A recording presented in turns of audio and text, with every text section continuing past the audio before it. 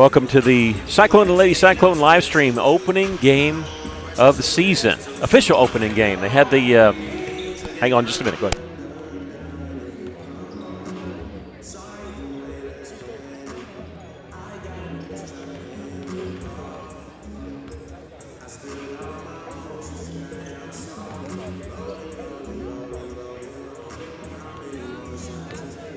All right, sorry about that. We're actually talking to the officials. They had a football official that had missed a football game because he went to a Taylor Swift concert. We're just can't believe that the guy actually admitted that. But no, we're ready for some basketball. We had the benefit game the other night, and we weren't allowed to stream it because it's a AAA event, and AAA said, no, you can't do that since it's a benefit game. And so this is our first game, high school game of the season.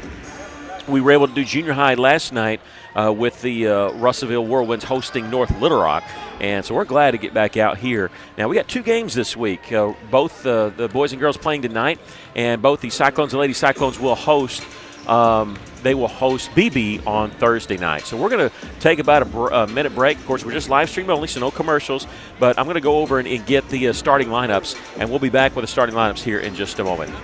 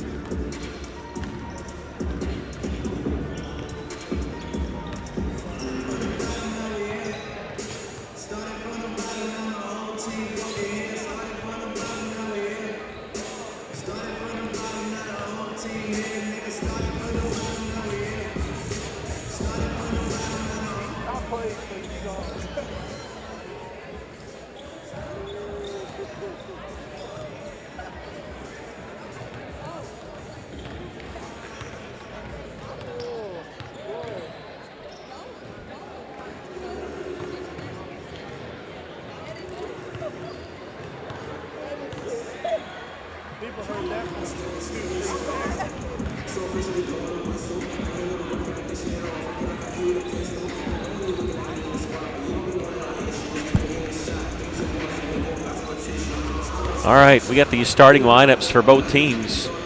Both teams are 0-0. The Watson Chapel Lady Wildcats did play a benefit game. Game didn't count. They beat Sheridan pretty easily.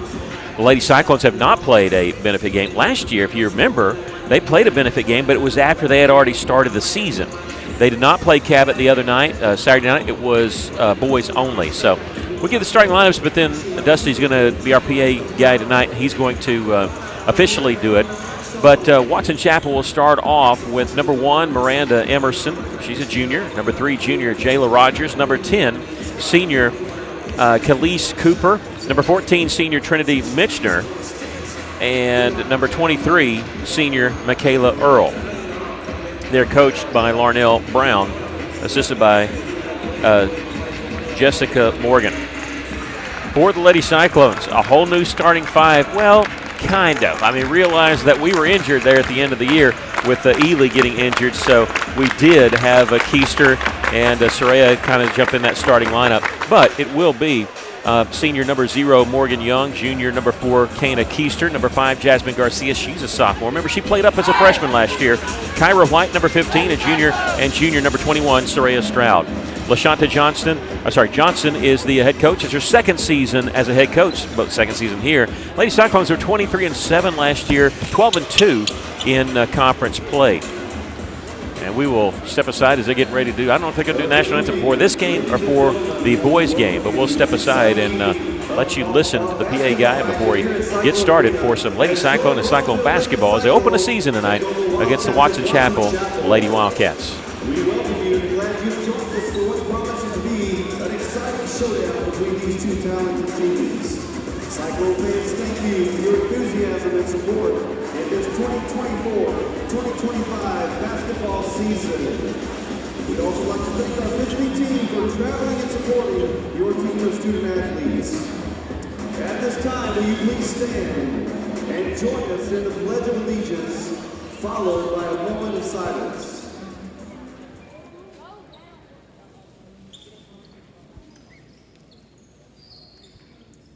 I pledge allegiance to the flag of the United States of America and to the republic for which it stands, one nation, under God, indivisible, with liberty and justice for all.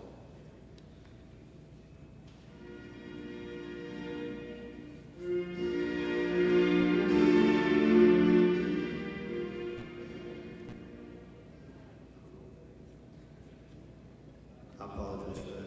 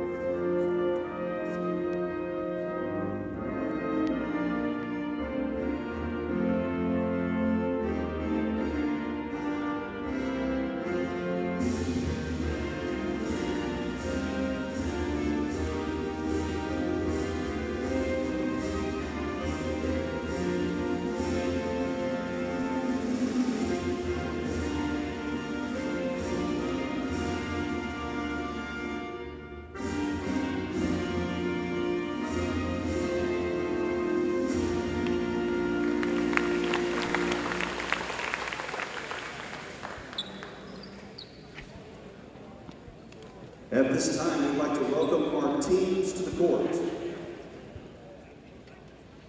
First, our guest team, coached by head coach Linnell Brown and assisted by Jessica Morgan. Please welcome our visiting team, the Wildcats of Watson Chapel. Number 1, a junior, Miranda Emerson. Number 3, a junior, Jayla Rogers. Number 10, a senior, Khalees Cooper. Number 14, a senior, Trinity Mitchner. And number 23, a senior, Michaela Earl.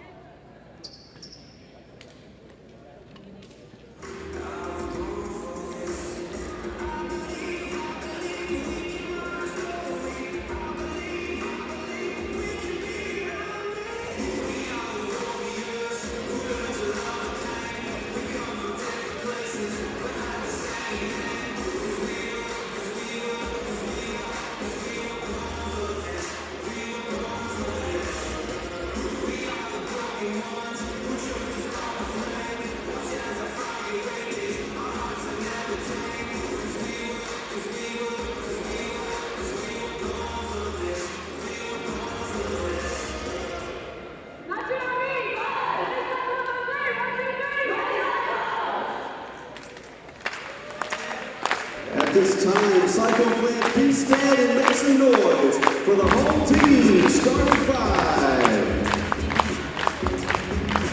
At guard, a senior, number 0, Morgan Young.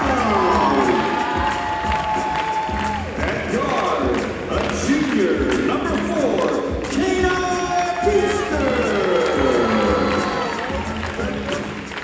At guard, a sophomore, number 5, Jasmine Garcia. At forward,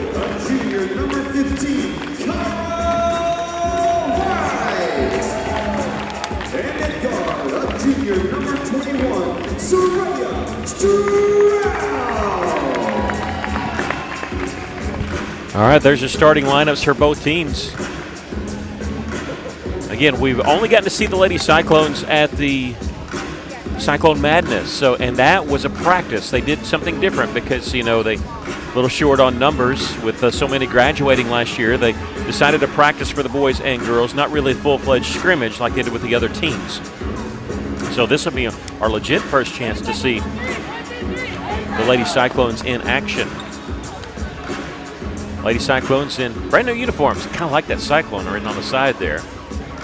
And Watson Chapel in all black. I think this is, the times that we've opened with Watson Chapel, it almost seems like it's been Watson Chapel on the road.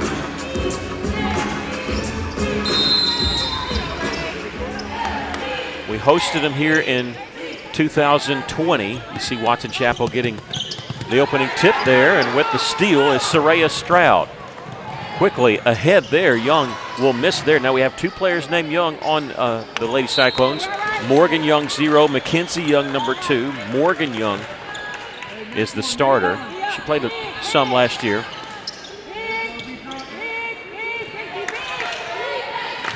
Lady Cyclones moving the ball quickly there on that last possession. Didn't get the score, but boy, they attacked as soon as they got the steal or the interception there. Off the rebound, no good. The extra follow. We're going to get a foul called on Russellville. No, a foul called on Watson Chapel. I think that's going to be on number 14. Yeah. Oh, 24. 1-4. They say 1-4. 14, Trinity Mitchner with their first foul. Kenny Aiken there on the call. Probably one of the best officials we'll see. A three-pointer missed from the corner. The follow is good there by Kyra White. And Lady Cyclones lead it 2-0. And we have a traveling violation right at midcourt. Unforced error.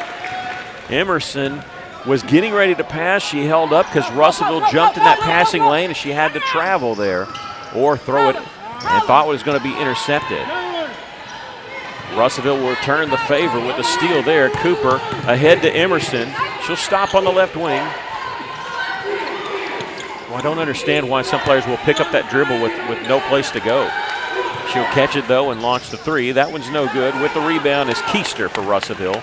I'm Mickey Duval, Aaron Duval, my color man tonight. Chase Canfield is our media team member. He's running the camera for us, making sure we actually are live.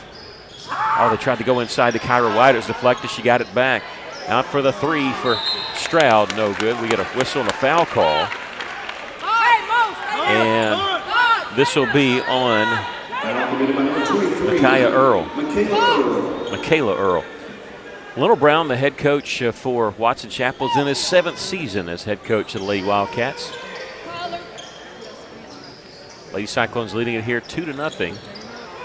Not even 2 minutes into this game. Watson Chapel playing a 2-3 zone and really sinking back in the middle. Got around that trap. Here's a drive by Garcia. Out to Young. Kana Keister left her open. Three-pointer can't get the bounce. You know, the other night at Cyclone Madness, she was in that three-point shooting contest. Oh, they got it. And she hits 14 threes in 60 seconds and ended up tying the Arkansas Tech Golden Sun. Clara Grace Prater all the way with the layup try. Morgan Young missed that one, but Russellville getting the rebound. White. Russellville just not finding the basket. They've got one in transition. This is Emerson taking it all the way. Count the basket, and she's fouled. And this will be on Kana Keister, her first. And the first team foul called on Russellville. And now Chloe Gardner, sophomore, will check in.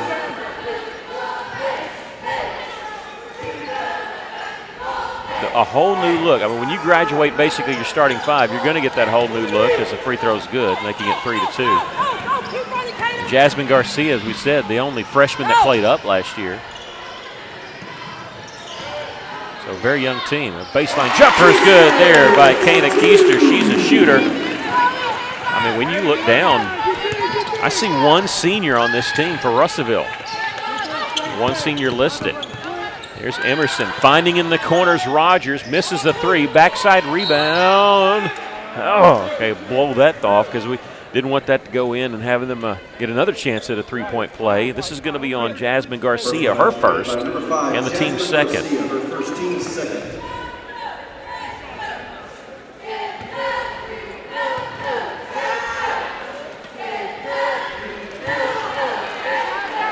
Missed that free throw.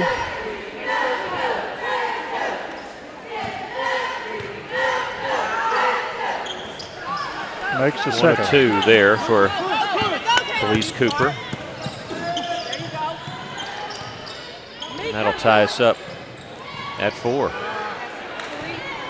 Russellville a little sloppy with the basketball early going, but that's to be expected when it's your first real game. With the rebound there is Soraya. Long pass ahead, going to be caught by Gardner. Keister's open on the right side. Boy, what a great cross-court pass. Caught by Kana. But they found her on that right side, knocking down the three. She hit 35 threes last year, and she's the first one to hit one this year. She's got 5. Oh, wide open on the block. Mitchner there catching it. That was a good find there from the left wing to the right block.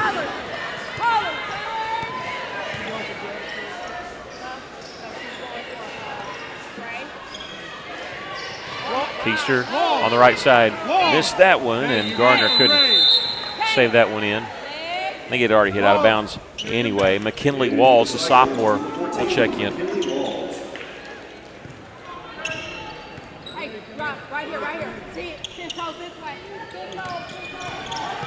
You know, if you're here at Cyclone Madness the other night, I felt so bad for Coach Johnson because she was not feeling well at all.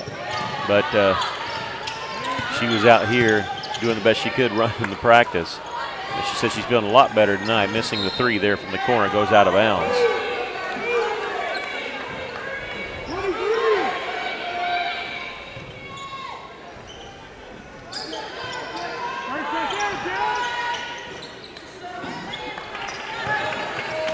Missing that three. Under 3.5 to go here in the first quarter.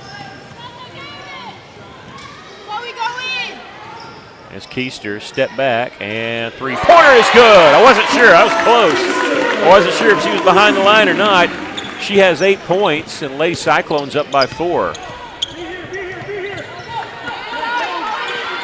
Oh, that would tip. Boy, Russellville really extending the press out.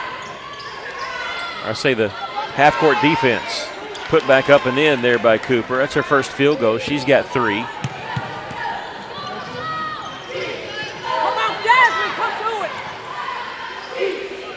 I wonder if Kana's eyeing Brenna Burke's three-point record the way she's starting off, hitting 2 in the first quarter.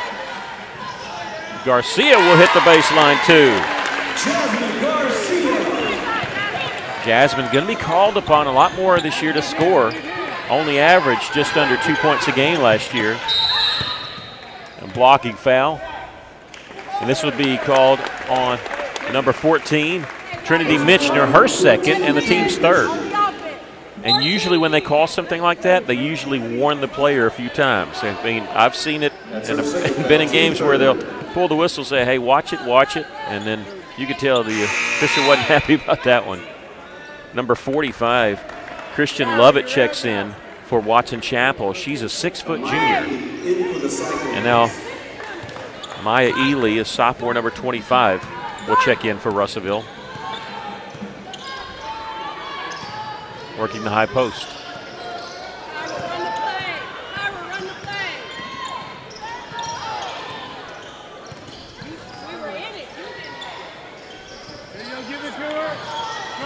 They're on the baseline as Walls. Well, she's trying to find Garcia, battling for the basketball. Got it. Missed the shot there. Loose basketball. It's still loose. Picked up by Russellville. Never change possession, and that's what Coach Johnson is asking for. And she thought they'd change possession, and that's why the shot clock violation, it did not change hands. And so the shot clock never reset.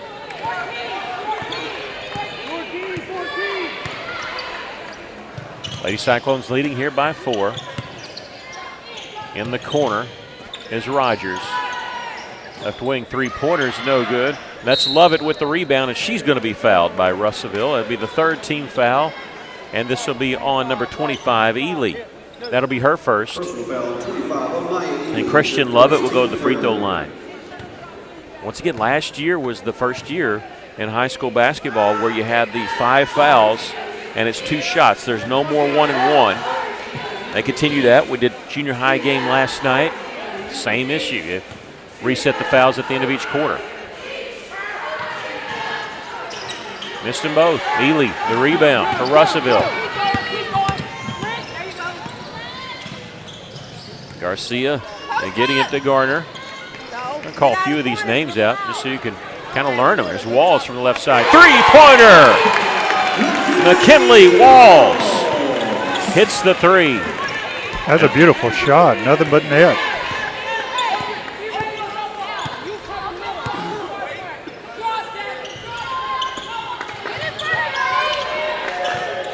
Seven-point lead for the Lady Cyclones. Here with the drive is Emerson. In the corner, Rogers open. She'll miss the 3.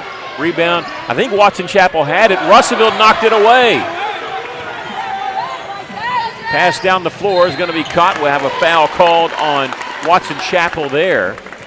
And this will be on number 1, Miranda Emerson. And there was something going on the other side of the floor because Coach Johnson came out almost on the floor. She was upset about something. I didn't see what had happened in the scrum there. There's a 1-second differential between the shot clock and the game clock. Not going to matter as Russellville shoots it there. Missed the 3. Emerson in transition. No-look pass in the corner. This is Lovett. Misses, and with the rebound, lost out of bounds. It stays with Watson Chapel. And Stroud will check back in for Russellville, replacing Kyra White.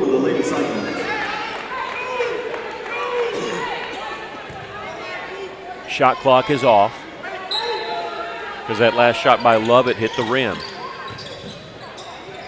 On the right side is Emerson. On the drive, defender fell down. Cooper missed it anyway. Here come the Lady Cyclones with 3 seconds left, 2 seconds. Got to get rid of it quick. Garcia, I don't know if she got it off in time. They do count it. It hit the front of the iron, went through. I was looking at the official, and he had his hand up. Garcia nails the 3 at the end of the first quarter. Lady Cyclones lead it 18-8. Fantastic first quarter for Russellville. In that first quarter, Kana Keister led the way with 8 points, 5 points for Jasmine Garcia. McKinley Walls with 3, Kyra White with 2. For Watson Chapel, Cooper and Emerson each with 3, and Trinity Michener with 2. As many as Watson Chapel shot from out there, they didn't hit a single 3. The Lady Cyclones hit 4, including that one on the last second there by Jasmine Garcia. And this is the first double-digit lead for the Lady Cyclones, and it happened right at the very end. Yeah, the Lady Cyclones 4 of 8 from three-point line, and that's good shooting. Yeah, we'll take that percentage. Anything over 35% is deemed really good.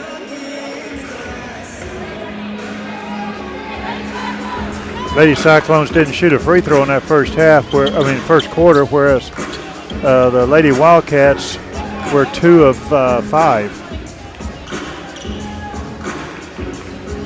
Lady Cyclones playing good defense. Well, the shot blocked there, but Lovett got part of the arm. And again, the fouls reset. Chase, I don't know if you may be out of practice on doing the fouls. Okay, you got it. You know, hey, how about I mic you up for some of these games because you probably have a lot more commentary than Maggie would. You okay with that? Okay. Well, we're going to try it. I want to try it. We have 4 games next week. Maybe I can somehow, or maybe Thursday night. That'd be good. First free throw there was good by McKinley Walls. I thought about that too late today. I thought Chase played more basketball than I did. He'd probably have a lot more to say than me. Missed the second one. Boy, we almost got that offensive rebound. That'll kill a coach when the other team gets an offensive rebound off a free throw. when you're outnumber the opposing team and they still somehow get it. At the top, that's Michaela Earl. I say that. I'm going to mention something here in a second. I'm looking here in the corner is Cooper. In the corner, they get it off just in time and hit the three. Jayla Rogers knocking down the three, their first made three.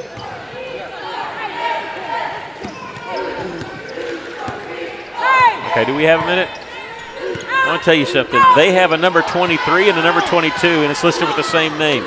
And I thought it was just one person that was wearing 23 tonight, but number 22 is out there on the floor. Could they have two players named Michaela Earl? Because this is the roster they gave us, so we'll see. Soraya Stroud missing the three. All of a sudden, I'm interested in that. Cooper with the rebound. Russellville leading by 8. In the corner here is Emerson, and offset out of bounds. Boy, they just never really had control of it. And Cooper and Emerson there on that left side. Lady Cyclones are good pressure defense. That's really helping us right now. Stroud on the right wing. She'll dribble to the top. With her blanketing Keister right now, not trying to give her an open look, but she did hit a two, her first shot. They're backing off a little bit. She's open on the right wing. In the corner, though, to Stroud. Goes right back inside. Too far underneath the basket. There's Keister, sidesteps her man. She'll miss the three. Rebound controlled by Russellville. Stroud for three! And that, there was 1 second left on the shot clock because that previous shot didn't hit the rim by Keister. And Stroud hits the three, her first bucket of the game. She had 8 threes last year, not really known for that, but she gives Russellville an 11-point lead. It's short-lived there. Lovett will answer with her first bucket. 22-13, Russellville up.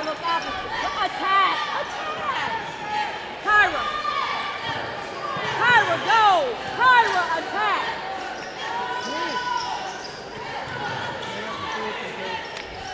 16 seconds to shoot. Kyra White, shot blocked by Lovett out of bounds. Stroud found her cutting the basket from the left side over on the right, and Jasmine Garcia checking in for Russellville. Lovett will check out. Walls checking out for Russellville. I say Lovett checking out because that's their 6-footer, so not as bad a height disadvantage right now. They try to set a screen there in the corner to Keister, but Earl fought over the top of it to knock that pass away. 8 seconds on the shot clock. This is Garcia. 3 seconds. You can hear him chant. Garcia on the drive, and she's going to be fouled. Miranda Emerson bailed her out a little bit, too. She was giving ground and then fouled her on the arm. That'll be the second foul on Emerson. And the first, I saw, wait a minute, I have her for 2. And he just said her first, team second. I have it for team second, her second. We'll check the official book because the PA guy, stats, my stats, they don't matter. It's the book that all that matters. Jasmine hits the second of 2.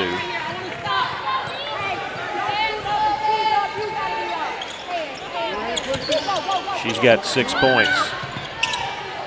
Russellville double teaming inside, still somehow found the a jump offensive ball. player in there. Yeah, Cooper had caught it as they threw it. We had the front over behind her, got the pass in there, but yeah, you're right, the jump ball. And they forgot to switch the arrow. We had got it at the start of the second quarter. So, yeah, we have a different person doing the clock tonight, filling in. And the book, again, is the official. Even for jump balls, you have a place to write in the book. And so the book correctly fixed that. In the corner, three-pointer is good there by Cooper. She scored every way possible, a 3, a 2, and a free throw.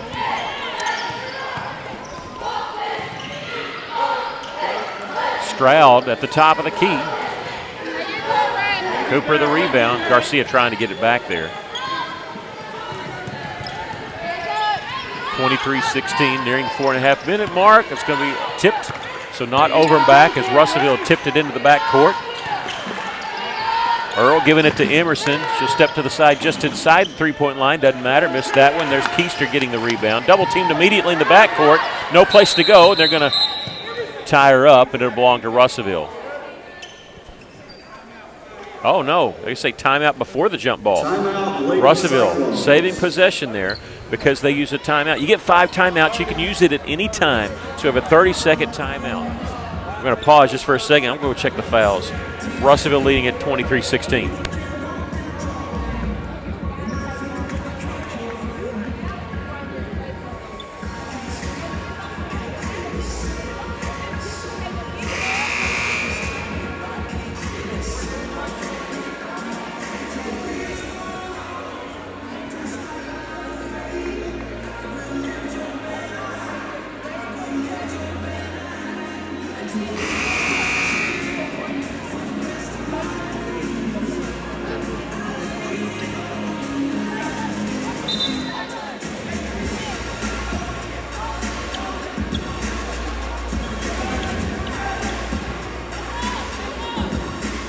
All right, mystery solved. Okay, it's 2 different people. Micaiah Earl and Michaela Earl. How about that? Michaela Earl is the one that started. Micaiah Earl came in. They're both on the floor right now, and Russellville going to be whistled for the travel. Yeah, drug her foot. And how would you like to be the coach of a team that had 2 people that close of a name? Yeah, well, I guess that's what twins do sometimes. Get the name close, and now we'll have a jump ball and it'll belong to Russellville. Didn't use a timeout on that one. LaShanta Johnson, in her second season as Russellville's coach, has a new assistant this year. Austin Turner has moved up from the junior high.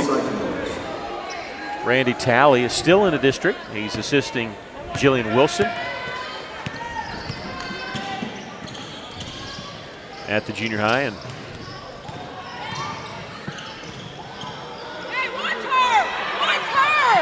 ball knocked away. You hear, I don't know if you hear Coach Johnson saying watch her. I think I wasn't watching what she was calling for, but she gets the foul called there, and that's going to be on Miranda Emerson. That will be her second. And the third team foul.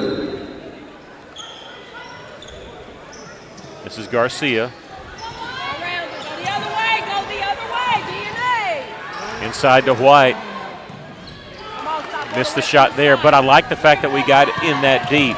If you're not going to front the postman, you cannot let a postman get that deep because they'll score more times than not when they're 7 feet away.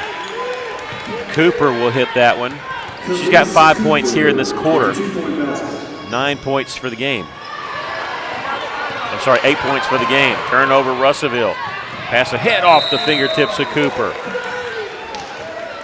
Yeah, I think she was looking to see where the basket was before she caught the ball.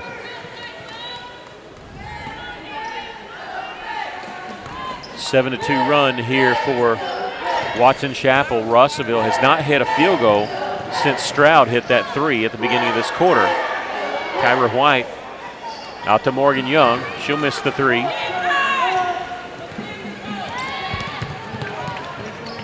On the right side, this is Earl. On the right side now to Anderson. Missed the 3. White the rebound for Russellville.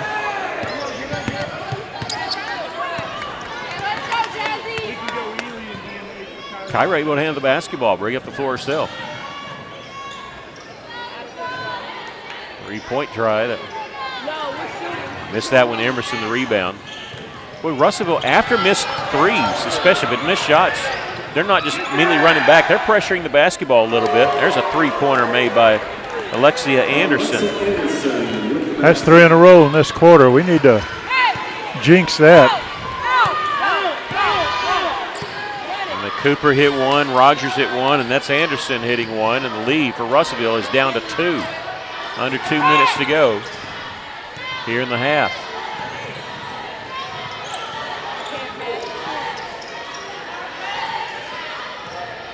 10 seconds on the shot clock. Morgan Young. Kyra for 3. No. You hear Coach Johnson saying follow your shot. What she means is after you shoot it, go get the rebound. Usually the shooter knows exactly where the ball, especially if you miss it, you know if it's short, long, sideways. And that's what she's telling your team on the drive there, and that's going to be a jump ball or a travel. It's going to be a jump ball. Yeah, that's good defense by the Lady Cyclones. 17 seconds on the shot clock. It does not reset. Checking in will be McKinley Walls. I think if it's below 15, it resets, or maybe that's a kick ball. But it doesn't reset on this.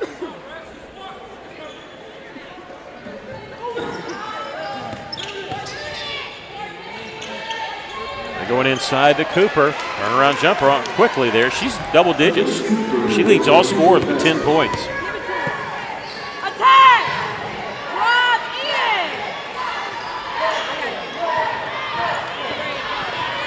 in! Under a minute to go in the first half.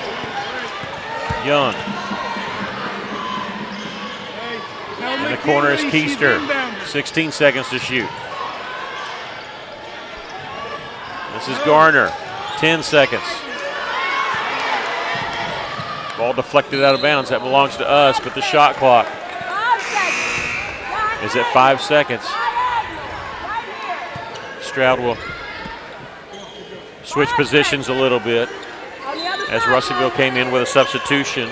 Walls, the trigger man, she'll get it into Keister. 4 seconds, 3 seconds, 2. She's going to have to pull the trigger from way downtown, and that's going to be a shot clock violation because it did not hit the rim. Went out of bounds anyway. 31 seconds left here in the first half. Shot clock is off now.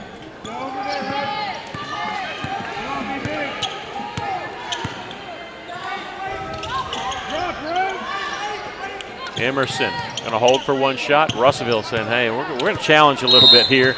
And a timeout called by El Dorado. I'm sorry, Watson Chapel. I've got El Dorado on the mind because the Wildcats, we go there Friday. But calling a timeout probably set up the last second shot. And they put the 30 seconds up for the 30-second timeout, so I don't know how much time is left, but I know it's under 20 seconds. You can see it on the screen. I can't. But, boy, it seemed like just moments ago we were comfortably up by 11, 22-11. Those doubled their score. Those three-pointers they've hit, that can bring it down in a hurry. Well, we've gone ice cold. We've only hit one field goal in the second quarter. We had a three-pointer by Stroud, and since then we're 2 of 4 from the free throw line in this quarter. And we went cold. And I say there's never a good time to get cold, but at least we had a double-digit lead when we went cold. But they led at 4-2. You're all right. You're all right.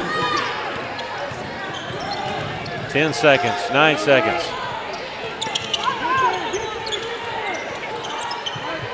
This is Emerson. She's going to launch one. She'll miss the three. Russellville with the rebound, and we come to the end of the first half. The tale of 2 quarters. We outscored them by 10 points in the first quarter. They outscored us by 10 points in the second quarter. 23-23. We're going to take a break here and do some totaling, come back with halftime stats. As this is Lady Cyclone basketball on the EAB Sports Network.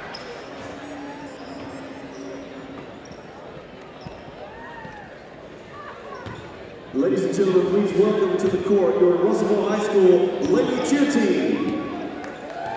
Enjoy the Lady Cheer Team. Entertain the home fans here.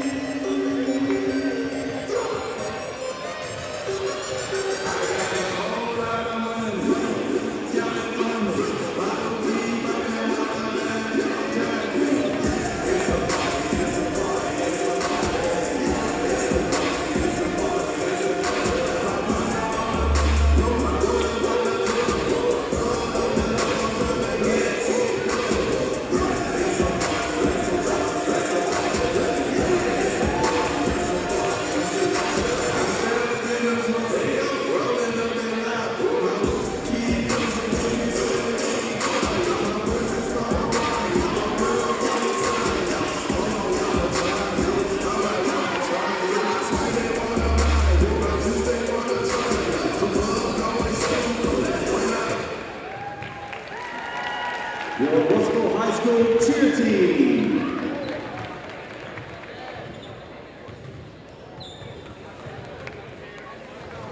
Ladies and gentlemen, tonight we'd like to honor and recognize the brave men and women who have served in our nation's armed forces. We want to express our deepest gratitude for the sacrifices they have made to protect our freedom and ensure our safety. At this time, I ask that all veterans in the arena please stand and allow us the privilege to recognize you. We want to take this moment to show our pride and appreciation for your service, courage, and dedication. Words cannot express how much we appreciate what your service has accomplished for our nation. Tonight, we celebrate your service and honor your sacrifices. Please join me again in giving our veterans a heartfelt another round of applause.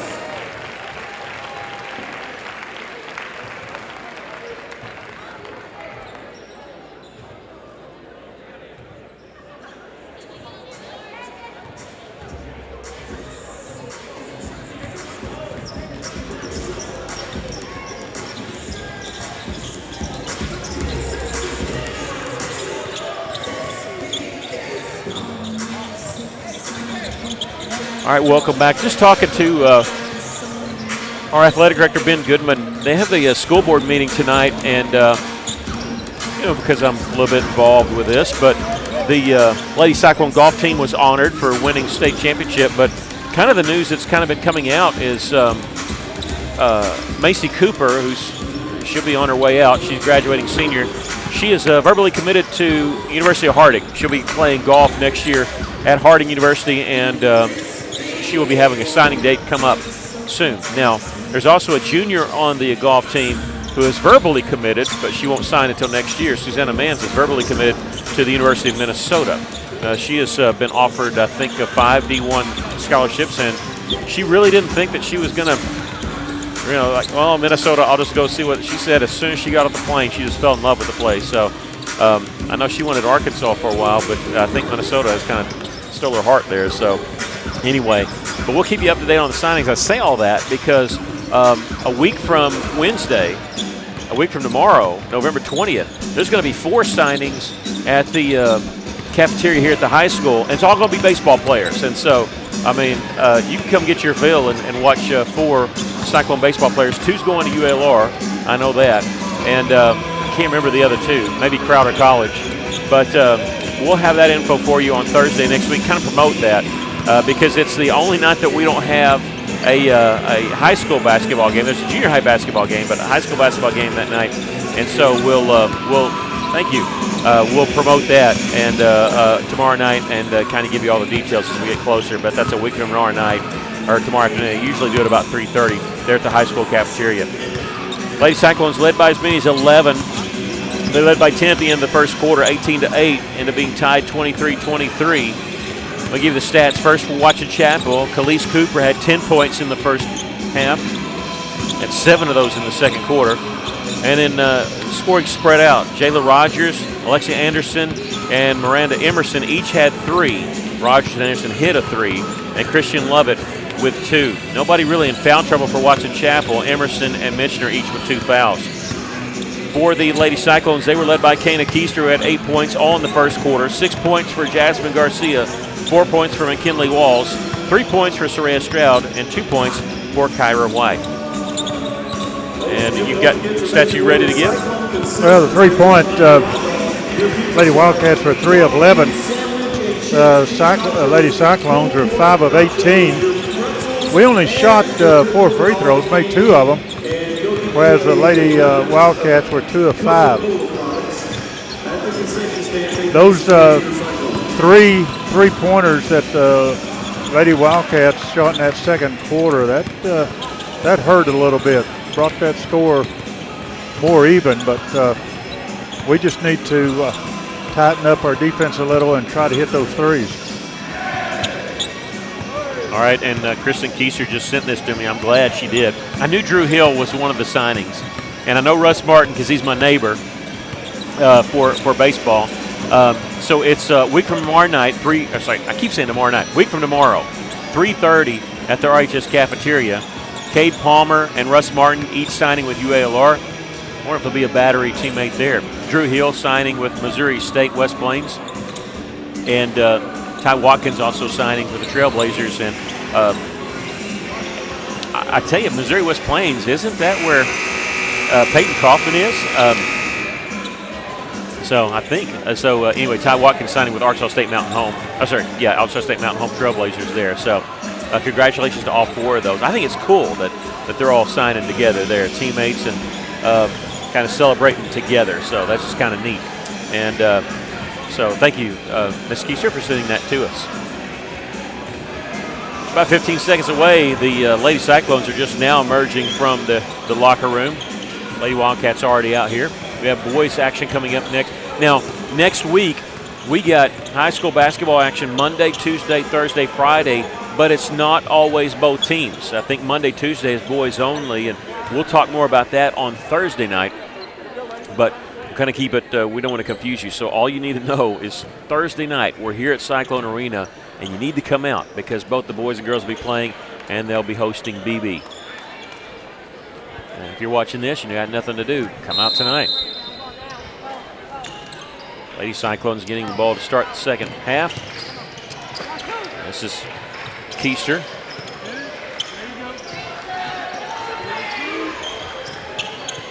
And Soraya Stroud.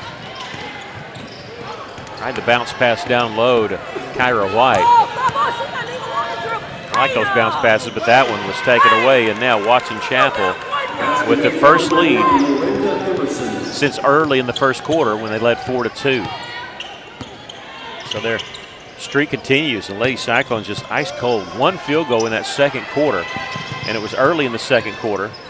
They hit that 3, Stroud did, and Russellville has been cold ever since. It's a 14-2 run going back to the second quarter. Picking up the loose ball there was Kyra White with the follow. She's going to draw the foul. Kyra was 70% free throw shooter last year. This will be her first 2 of the game here. Her first, team first. Cooper picking up her first personal foul. Kyra now with 3.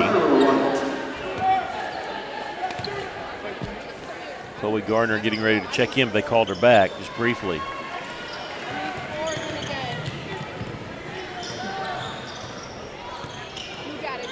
One-handed pass over to Earl. Looking inside, double team. That's good work there by Stroud. I know it's a zone, but she double teamed the post man and came right back out and guarded the wing. They'll use a screen to launch the 3 and hit the shot clock up there. You can tell that the Lady Cyclones missed the big person on the inside. Yeah. Lady Cyclones did not play Watson Chapel last year, but they played them 3 previous years.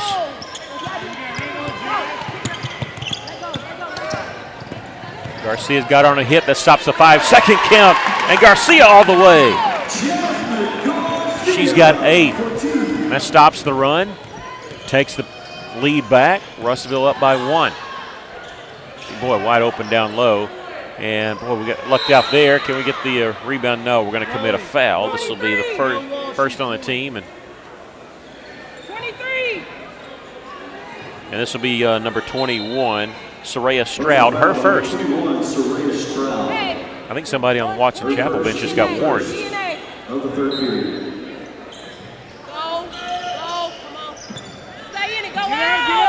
Using a screen, popping free. Rogers open, missed the 3. We got lucky there. That was a good screen set up by them.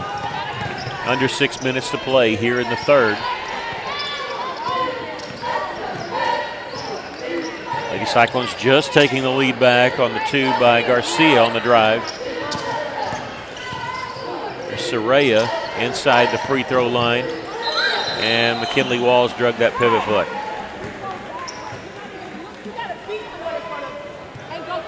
You know, kind of a misconception. You can actually pick up your pivot foot.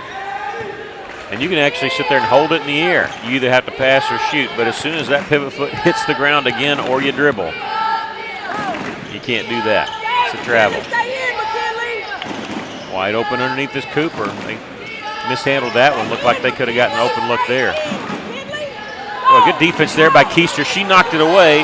Ahead to Walls, coming in from the right side. Layup. Too strong off the backboard. That might have been altered a little bit by Miranda Emerson. I couldn't tell if she got a piece of that or not. They had a man advantage. Good job by Walls to come back. They get a wide open look from the left side, missing that three. And Stroud gets the rebound. She's pushing it forward. She's racing ahead of Rogers, and double dribble is the call.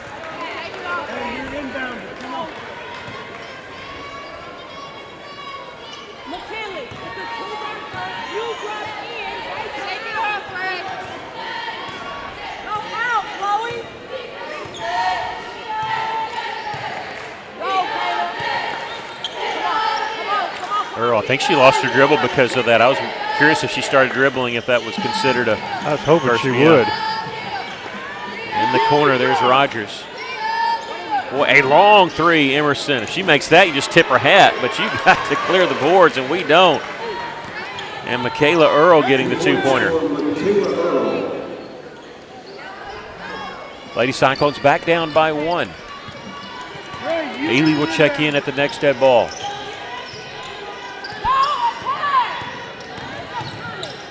Little runner off the glass a little too hard. There's White clearing the rebound out to Keister. She'll miss the three. Backside rebound. Rogers has it.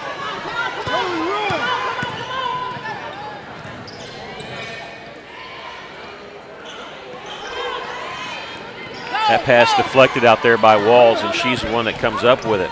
McKinley Walls, a sophomore, number 14. Here's a three-pointer knocked down there by Chloe Gardner, her first points as a Lady Cyclone. And Russellville back up by two, and Russellville calling a timeout here. 3:40 left to play here in the third quarter.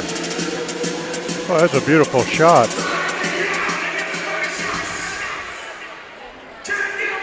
You know, with four Cyclone baseball players signing, Coach McCarty's going to run out of stories. I mean, he's a fantastic speaker. He's always got inspirational stories. In fact, he's put together a book of it. But, I mean, there's only so much he can do. That's going to be interesting to see what all he's going to say. 29-27. Again, those signings will be a week from tomorrow, 3:30 at the RHS cafeteria. Everybody's welcome to attend that. Did you see Watson Chapel coach out on the floor? He was upset at Emerson at the timeout. Kind of kept her away and was a little disgruntled. Lady Cyclones with 3 timeouts left. Wildcats with 4.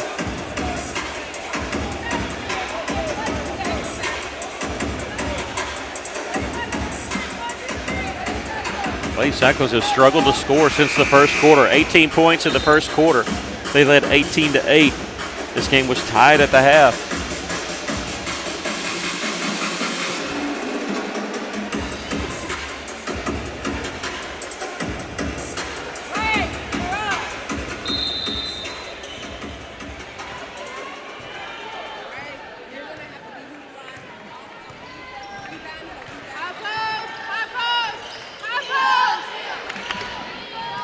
Banks in a 3. You got to call that for that to count. Rogers hitting the 3, and the Wildcats back up by 1.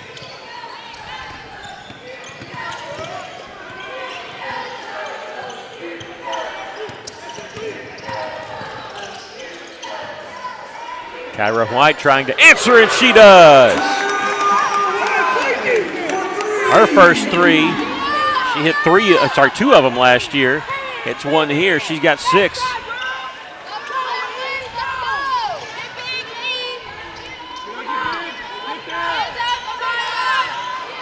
Emerson, this one rolls off. Rogers, and we're getting a foul called on us. I think this is going to be on Gardner. And it'll be on Chloe Gardner, her first, and the team's second. With the personal foul. That's her first, team's second. You know what's weird? There's May's shot there, count the basket, and Correction, that foul was on Chloe Gardner. this will be on number 15, Kyra White. Count the basket by Emerson. 3-point play. I don't mean to leave you hanging there, but the free throw is good. 33-32.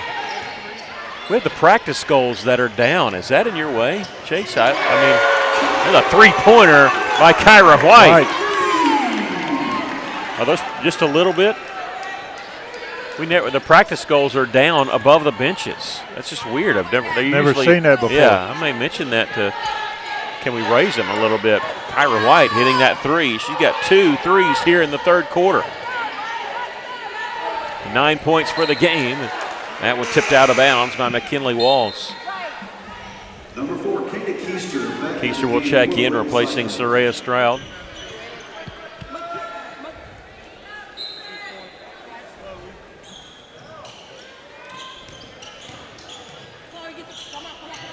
Almost unforced error, and it is. They threw that one at the knees of Rogers, and Emerson couldn't pick it up. The ball just wouldn't bounce up.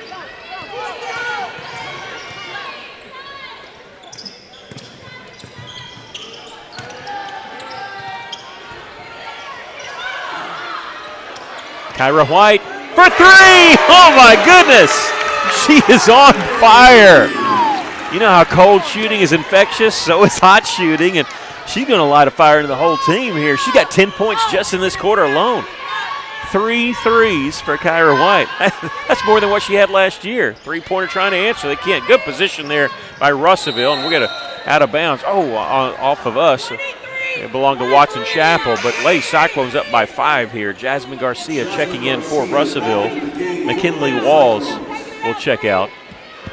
For somebody that hot as White is, you need to keep feeding them the ball. She's got the hot hand right now.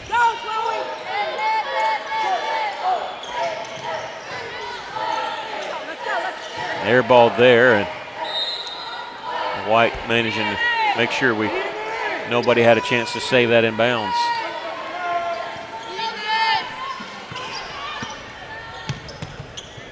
Keister in the corner. Missed the 3 there. Rebound. Couldn't get it from the backside. Ely had a chance.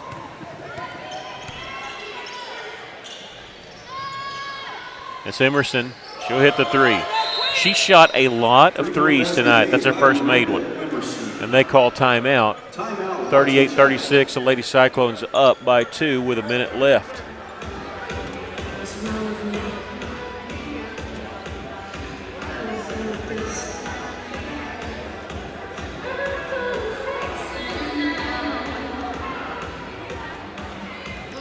I'm looking for somebody to see if they can race the goals over here. In this quarter, Kyra White with 10 points in this quarter. She got 12 for the game. 3 points for Chloe Gardner, 2 points for Jasmine Garcia. Again, that's in this quarter. And we've kind of had a seesaw battle ever since they tied it at the half.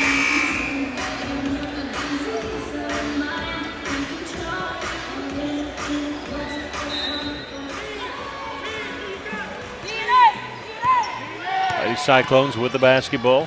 Final minute of the third. Keister gets around her man after the flyby. Missed the 3 there. Rebound picked up by Emerson. Trying to go around with a little scoop layup is good. She's only hit 1 3, but she's got 10 points herself in this quarter. 13 for the game. Nice little pass there. Haley missed that one out of bounds. It belongs to Russellville. What a scoop pass there by Jasmine. 25 seconds left in the third. The shot clock is off.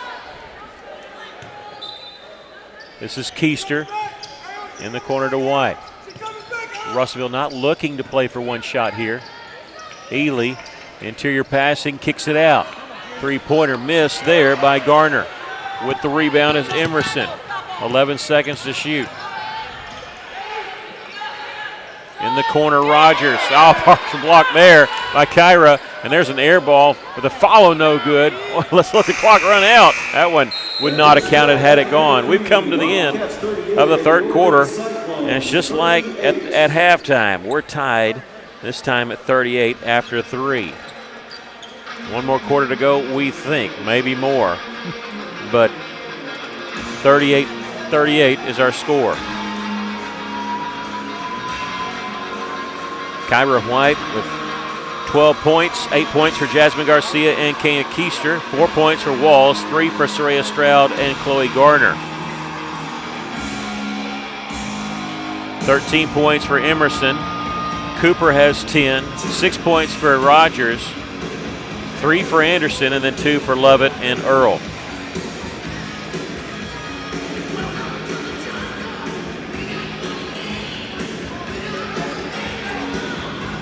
Again, Thursday night,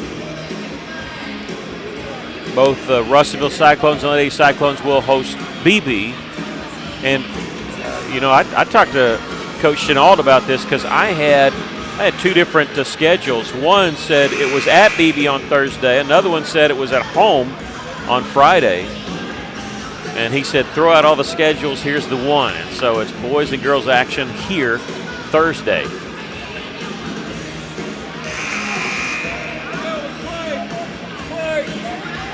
Of course, Friday night we'll be at El Dorado bringing you Cyclone football. First round of the state playoffs. There we go with the fourth quarter.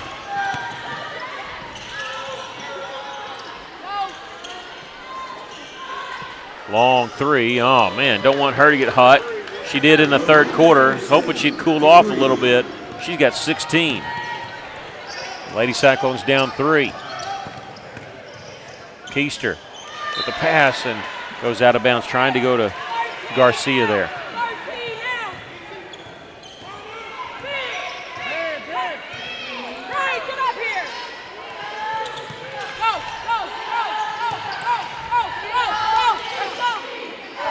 On the baseline to Rogers. Emerson for 3. Golly.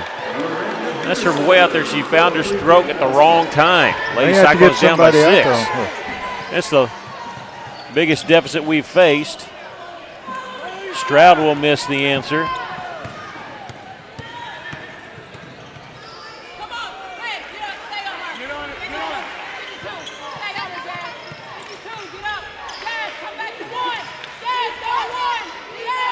Earl will launch one. Long rebound. Watson Chapel has it.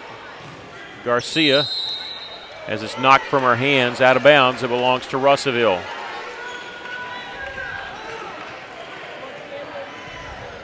Down by 6. We really need an answer here.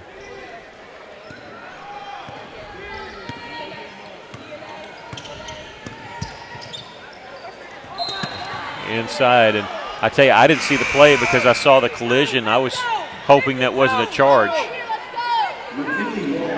Morgan Young will check out, and for her is McKinley Walls.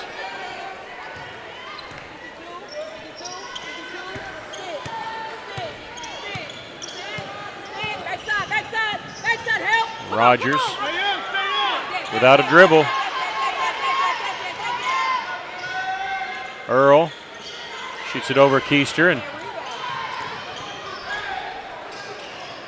too many offensive boards for Watson Chapel, but this one goes out of bounds, belongs to us. We need help cleaning up the glass here. Good to see the student section here for the girls' game. I always want them showing up for both. It's pajama night, so they're wearing their pajama pants. That's the theme. Saturday they even had a theme for the benefit game. They had jersey night, basketball jersey night. Lady Cyclones trailing by 6 here. Keister finding the cutter, kicks it back out. Walls for 3. That one's no good. With the rebound, Garcia amongst the trees tried to dribble out of pressure, and it was knocked from her hands. And now we get a whistle, a foul call. This will be the first one on Russellville, and I believe it's going to be on Jasmine Garcia, her second and the team's first. In fact, it's the first foul called here in the fourth quarter.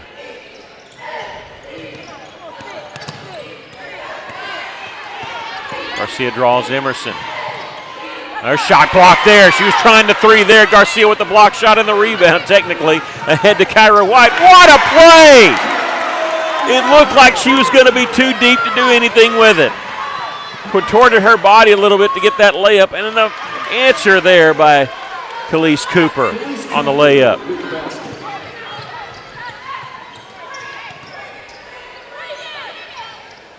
Walls, baseline jumper. That one misses. We're not missing by much, but the rebound comes to Keister.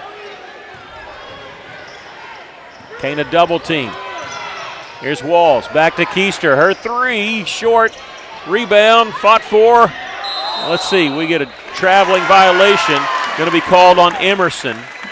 You know, you can actually go to the ground as long as you keep your feet and don't move. And she slid a little bit, got the foul called.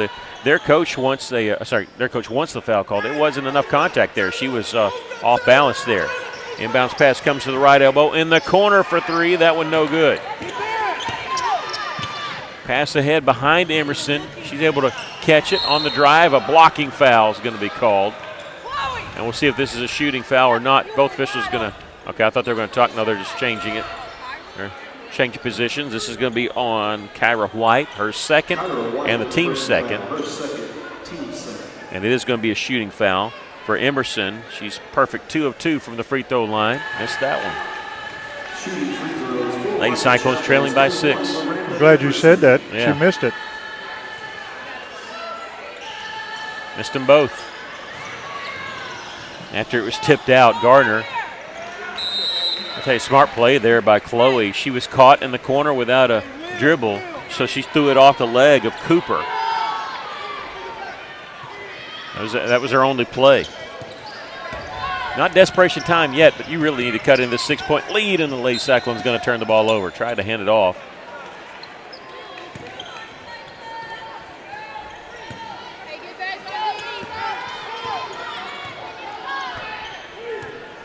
.440 left to play in the game. The drive shot block got part of the body there, and that's going to be on number 5, Jasmine Garcia, her third, and the team's third. Number 5, Jasmine Garcia called with the foul, her second, team third.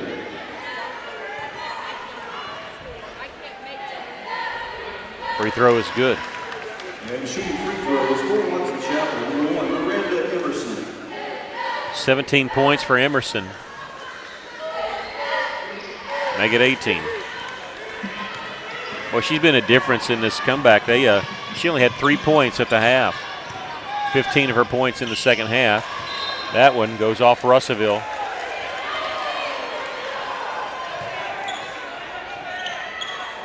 .48-40. 4:27 left. Way to start the clock there. Give us a few extra seconds, why not? Trailing by 8, and Keister, can she come up with it? She can't, but she knocked it off the leg of Earl, and it goes out of bounds. Yeah, it's a good play by Keister. If you can't get the ball, make sure the other person doesn't.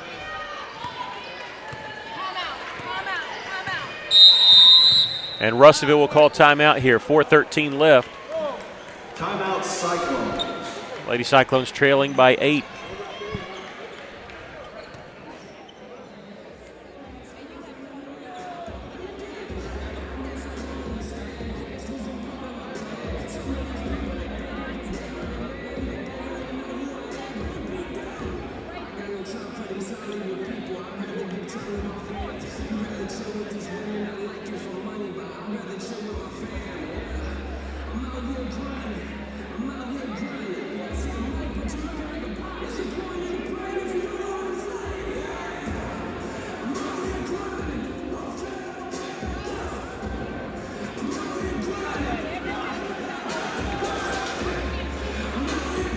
Lady Cyclones, it's been a theme, except for that flurry by Kyra White. It's been a theme that Russellville has just been cold at the wrong time. And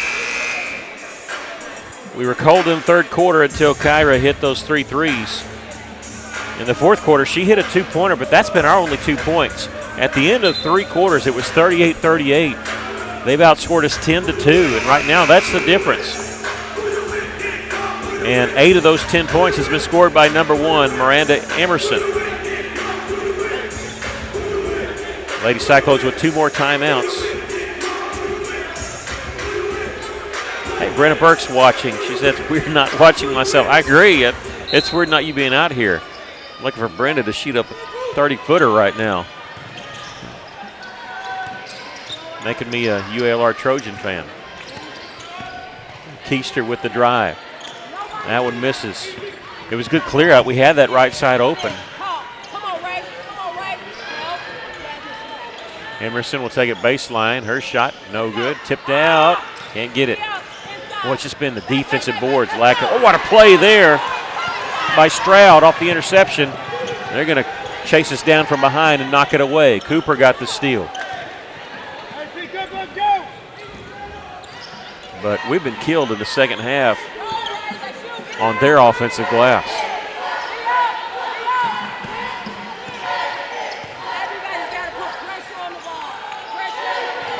Coach Johnson saying pressure on the basketball. Everybody puts pressure.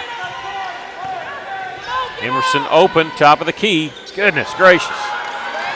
Emerson with the three. 51-40, their largest lead. We led by 11 at one point in the second quarter. They lead by 11 now, and there's Kyra White getting the pass from Jasmine Garcia. 16 points for White. This one goes off the leg of Russellville. Almost had a turnover here in the back court.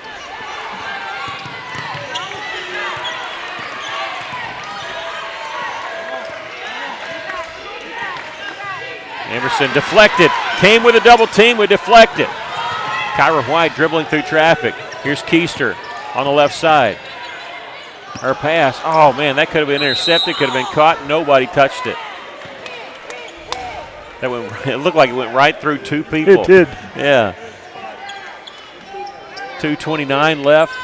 Lady Cyclones trailing by 9. There's a steal by Garcia. Jasmine with the layup. Can't get the bounce. They gifted that one to us. And Jasmine retreats to pick up the steal there. She's not quitting on the play. Needs some help. Stroud, a brief 5-on-4. They have a player injured. Keister had the ball knocked away. Emerson, the one who's injured, goes on the floor. Along with Keister, will have a jump ball call to belong to Russellville. Number 1, Emerson was the one that was limping back, and Russellville had a 5-on-4, and I think that's what Coach Brown saw. But he went to his bench, but she's going to stay in there. Alexia Anderson is the player in. Garcia underneath the basket, kicks it out, and Keister three-pointer in and out. Tipped around, somebody grab it. Stroud does and draws the foul. There's the first foul called on Watson Chapel here, and this is going to be on number 5, Anderson, her first. And boy, when you're behind, you love this, scoring when the clock's not moving. Stroud is going to shoot 2 here. First free throw is good. A minute 53 left. We're down 8.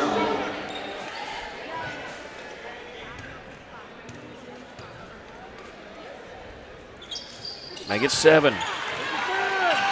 5 points for Ray.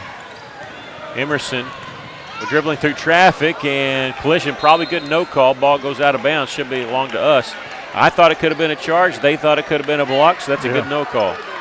They're really out of control. You purely can't call a charge there because, or block there because she was out of control.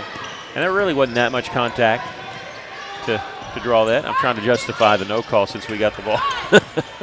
At the top there is Garner. This is Walls, 20 seconds to shoot. Walls had it knocked away before it got to her, trying to get it back. And there is a steal by White, three-pointer by Stroud, no good.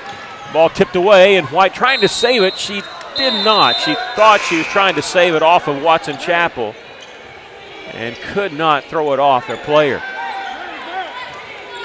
It's just frantic. We're getting some open looks, just nothing going down. We've had 2 made field goals here in the fourth quarter. Garcia jumps up to deflect the pass. The Lady Cyclones with it. Kyra didn't catch that in rhythm.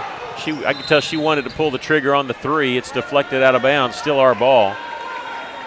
There's something into that. When you're shooting a 3, you want to step into the pass. Keister will check in at the next dead ball. Could not get there in time. She was hurrying down the line. Under a minute to go. Lady Cyclones trailing by 7. Stroud, shot no good. Just a little hard off the backboard. Yeah.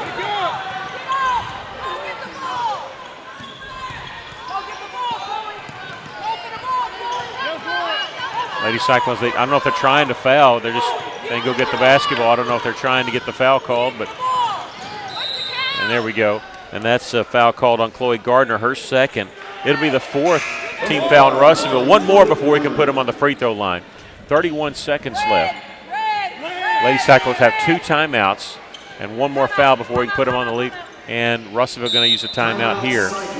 51-44. Trailing by 7 with 31 seconds left.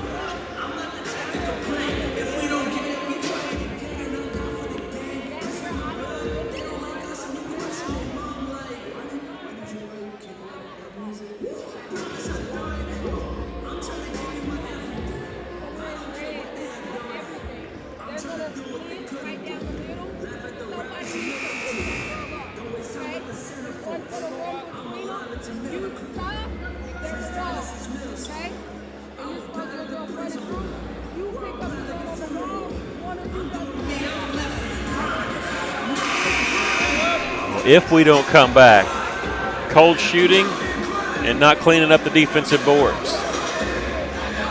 But, you know, you hit a couple shots here, it could get really interesting. But first things first, we got to get the ball back. But Miranda Emerson, number 1, 21 points, and she only had 3 at the end of the first half. In fact, we held her scoreless in the second quarter. She has the basketball right now. They don't have to shoot. Shot clock is turned off. They're going to drive down the lane. Lost it going up. It goes off Russellville is what they said. 21.1 seconds left. Jasmine Garcia deflects the pass. Out of bounds. 18 seconds left.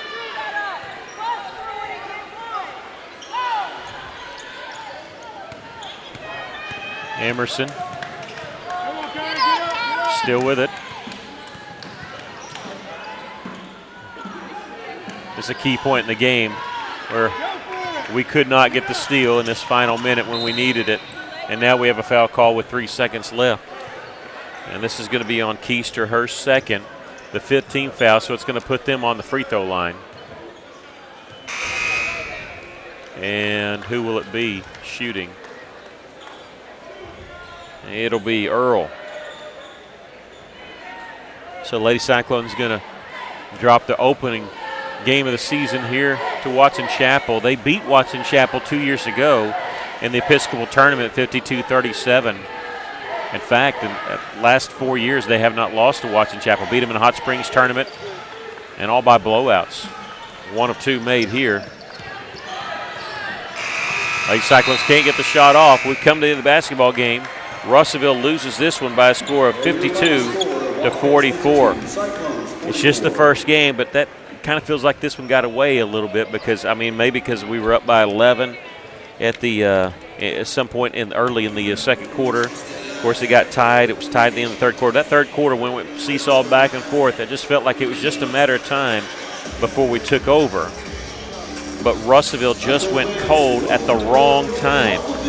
2 made field goals in the fourth quarter. They only scored 6 points.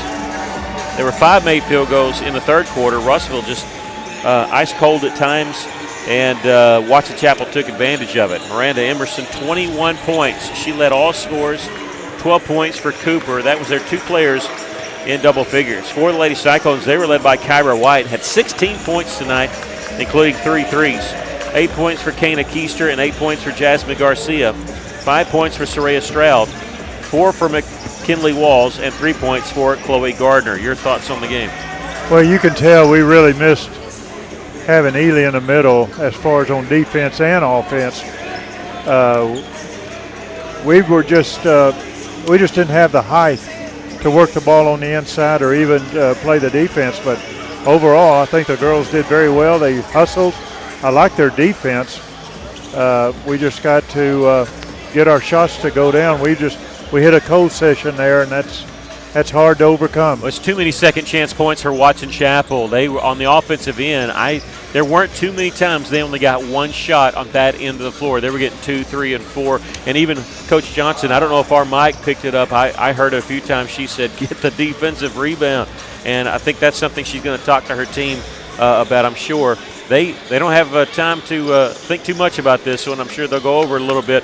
But they turn around and play BB at 6 o'clock here on Thursday night. But, I guarantee she's going to be talking about that with the team until that time. Lady Cyclones lose it here by a score of 52-44. We're going to make the switch over to the senior boys, but we're going to kind of pause here. Again, this is not on radio, stream only, so no commercial breaks. But we are going to step away for a couple minutes and kind of get regathered and get ready for senior boys basketball as the Cyclones taking on Watson Chapel.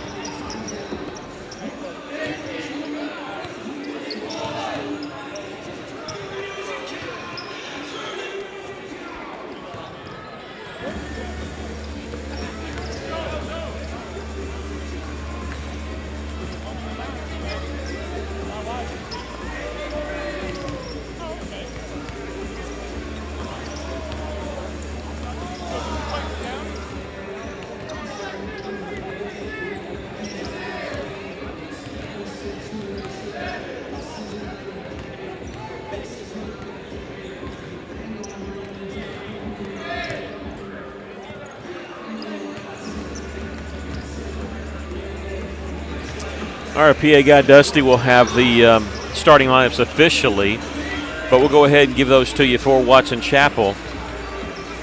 They're going to come out with the. Well, I just now realized they're listing their numbers odd, actually.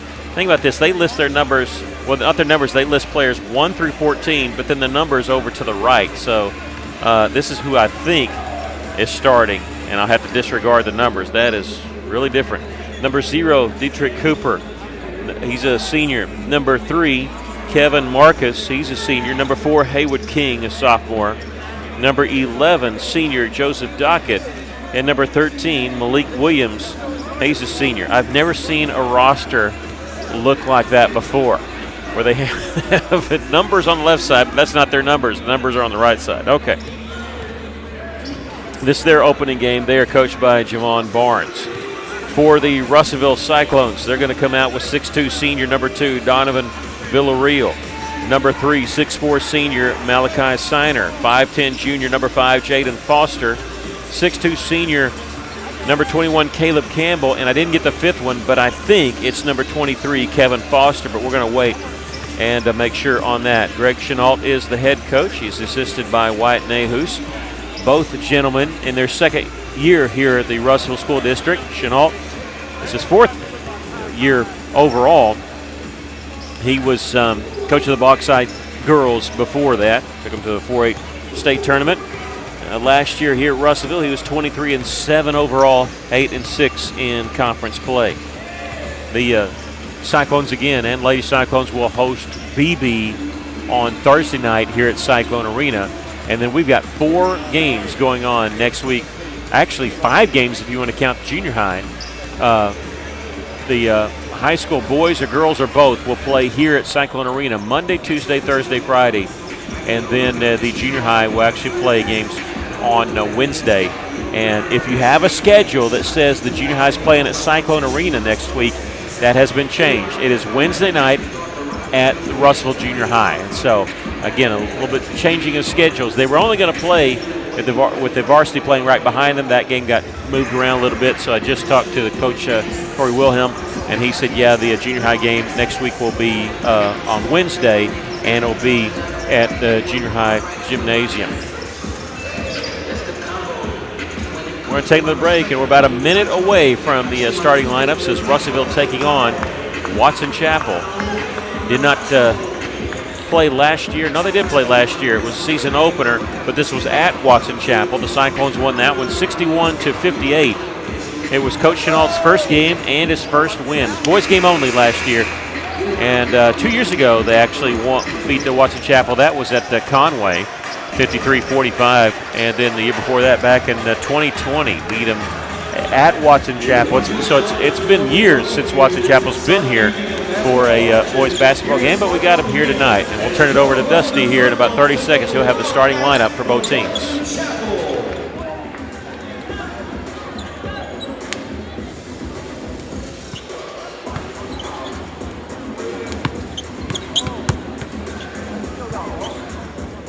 At this time, ladies and gentlemen, we'd like to welcome our teams to the court. First, our guest team. Coached by Javon Barnes and assisted by Eric Thompson, please welcome our visiting team, the Wildcats of Watson Chapel. Number 1, Dietrich Cooper. Number 4, Kevin Marcus. Number 5, Haywood King. Number 8, Joseph Dockett. And number 10, Malik Williams.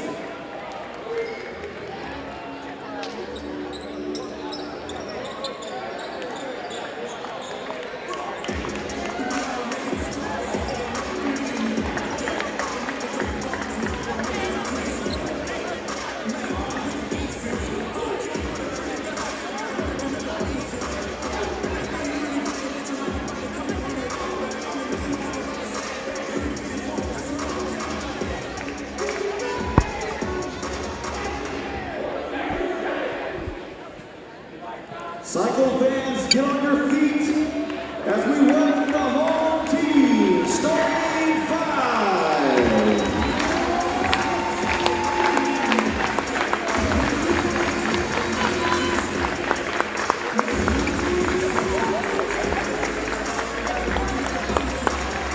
Ladies and gentlemen, starting guard, a 6'10" senior, number 2,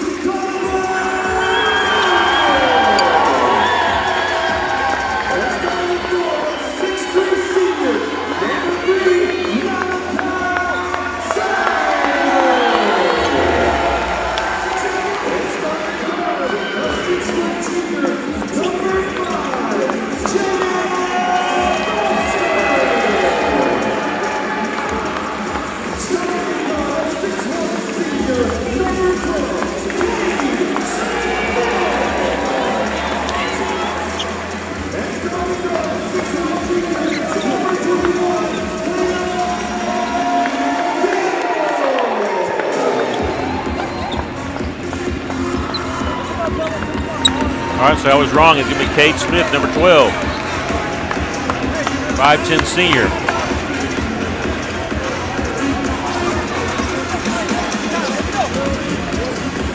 So Russellville, Donovan Villarreal, number 2.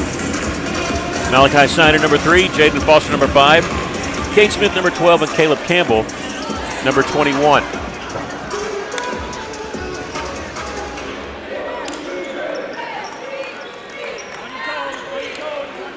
Russellville in their anthracite with the Ville written across the front. Watson Chapel has OTSS written on the back of their jerseys. I don't know what that means. I need to find that out. Mystery. Wildcats of Watson Chapel getting the tip, coached by Javon Barnes. Immediately 3 from the corner. That one no good. Cade Smith the rebound. Here come the Cyclones. We saw them, Russellville, play Cabot on Saturday, and there's a 3-pointer that rolls in there by Donnie V. 57 made last year, and he hits the first one here. You'd like to see him get warmed up. Cooper's pass picked off. Smith wanting to push it up the floor. Jaden Foster. Back to Cade. That 3 off the mark, but Donnie V going to chase this one down. Villarreal, they left him open there. Cross-court pass. Jaden Foster, he'll miss the 3. You're going to see this a lot more from Russellville this year. At the rebound, Villarreal shot up no good. Russellville crashing the boards, but can't get anything to fall. And Villarreal trying to take it away. He doesn't, but he causes a turnover. And the offensive possession will remain with Russellville as we get the alternating possession here. And not everybody knows from Watson Chapel, they have a player down there, Haywood King. He didn't realize they got the tip. Yeah, you're going to be, Russellville's going to shoot a lot more threes this year than they did last year because they don't have somebody 6'7" patrolling the inside. Cade Smith for 3.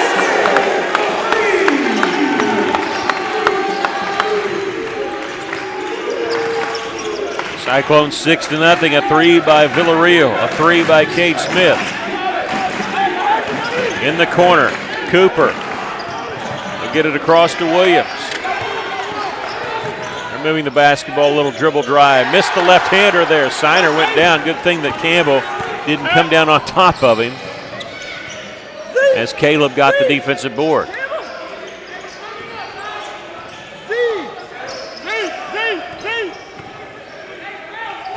Three-pointer by Smith from the right side. Won't go.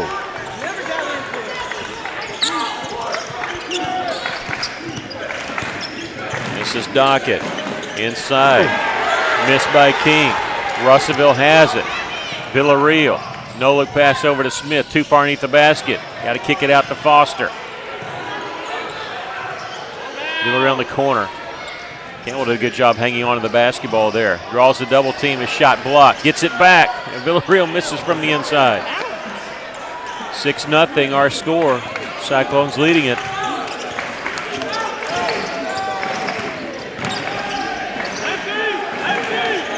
Joseph Dockett, senior, on the drive. Little pump fake it, and no chance.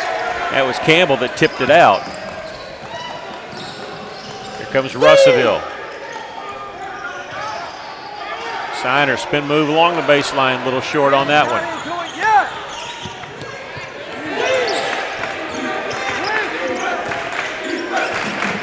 Defense is the chant by the Cyclone student section on the far side.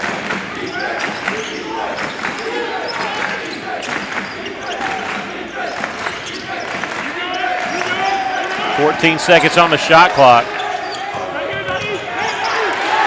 Cooper goes out of bounds as he's knocked out by Foster. This is the most they possess a possession here. They've run the clock down a little bit. They've been sort of a little bit more frantic than Russellville on offense.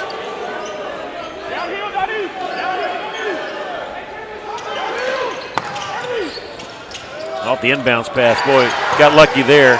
They should have hit that layup. Foster has it for Russellville, and he'll bring up the floor. Villarreal. Donnie V with the spin move. Great spin move there to get him closer to the basket. He's got 5. There's the trap. Get around it. We got a foul called on Russellville. You know, that's the thing I noticed the other night in the game against Cabot. And I told Coach Chenault that. The trap. Off the tip, Russellville trap. You know, you usually don't expect that. Maybe a trap after a made basket, but you don't see it coming off the tip like that.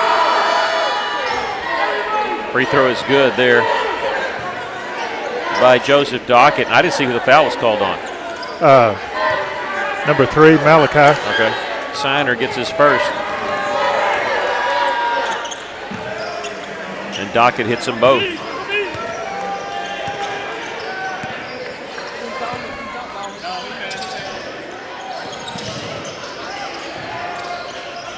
Campbell way out on the left side. Oh, there's a steal there by Dockett. Hit the layup.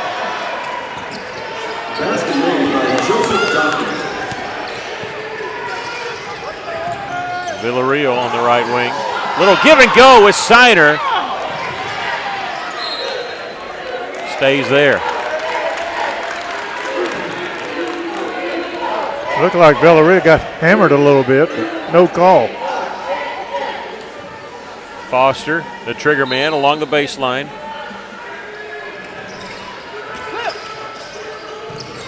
Bounce pass comes to Donnie V. Or try to go to it. They try to save it. He saves it in bounds. How about that? Campbell steps inside the three-point line and knocks it down. Boy, that all started with a great play by Villarreal. They tried to throw it off him, and he saved it in bounds.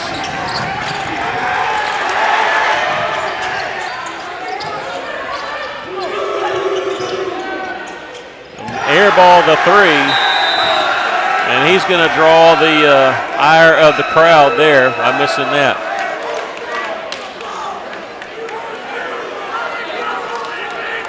With a good buddy score here, 10-4, 3:25 left to play here in the first quarter.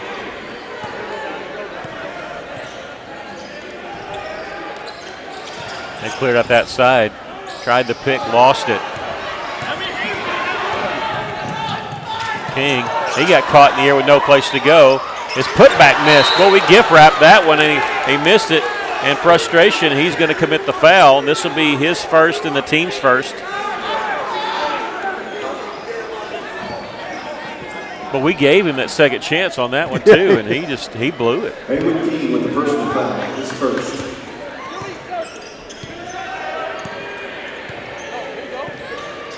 I don't think either team has substituted yet. Kate Smith out on the wing. Look at Coach Chenault. He's wanting to move through the screen. The Signer falls down. Campbell has to take it himself, and a charge is going to be called. And that'll be on number 21, Caleb Campbell, his first and the team's second. And Campbell saying he didn't touch him. I thought it was just going to be a turnover going the other direction because they had triple teamed him there underneath. You know. Cyclones lead it though 10-4. Oh, what a try to bounce pass through a hand. That doesn't work. And Villarreal's going to draw the foul. And that's going to be on Joseph Dockett, his first and the team's second. His first, team second. And it'll send Villarreal to the free throw line. Free throws for the Cyclones. Number 2, Donovan Villarreal. Last 2 to 11, match up. Last 2 to 11. Mateus Borges, exchange student from Brazil, about to check in for Russellville. And he's number 11. Number 4, Elias Zapien, will check in for the Cyclones. And also number 23, Kevin Foster, sometimes called KJ Foster. So 3 substitutions coming in for the Cyclones here. We'll wait the second free throw from Villarreal.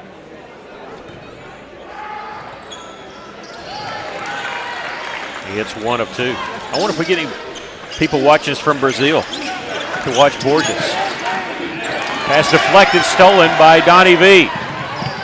He was trapping there with Borges on that side. Loose ball, Zapien has it, crossover, layup, wow! And the foul.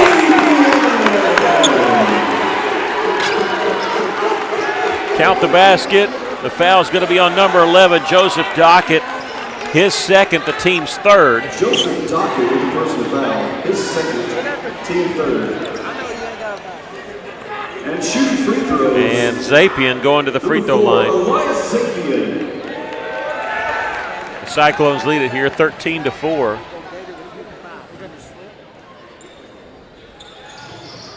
Free throw is good. The old-fashioned three-point play there. Continuing the pressure. Different personnel. You know, I talked to Coach Chenault last year. In the middle last year, he just up and said, hey, you know what, we're going to change our offense next year because of our personnel. This is what we're going to do. Already looking ahead, planning ahead, what he's going to have to do. Russellville's going to be to run this, they're going to have to be good conditioned, and I'm sure they're a well-conditioned team. That's the first, first field goal made by Dietrich Cooper there on that drive. Foster with a nice little drive. KJ Foster. Going back the other direction. Russellville set up to take the screen. They sidestepped it but missed the layup. KJ has it in the front court. Signer, he'll launch one from the top. That one missed. With the rebound is Braylon Hughes. He's a sophomore, number 1. Pass deflected up. Going up for it was Kevin Marcus. He lost it briefly. Hughes is going to go to the free throw line. We get a foul called on Russellville. And it'll be the second team foul, I believe. This will be on number 11, Mateus Borges. Huh? Yeah, you're right. That's Coach Chenault. He said, I told you. He told me, he says, we got an exchange student that's going to help us. He's going to play some varsity minutes, and he's right. This guy's, he's like the rest of the team. It's just nonstop pressure. Wow. Braylon Hughes hit the first free throw. He said the only tough part with Mateus has been the language. He says sometimes we'll run a play to the right and he'll run to the left because he says he doesn't understand the right and left yet, part of the language. And so missed the second free throw. This is Borges, but it gives him a threat at point guard is what it does. Another threat.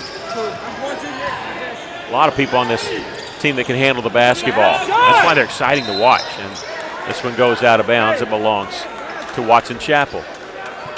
16-7 our score.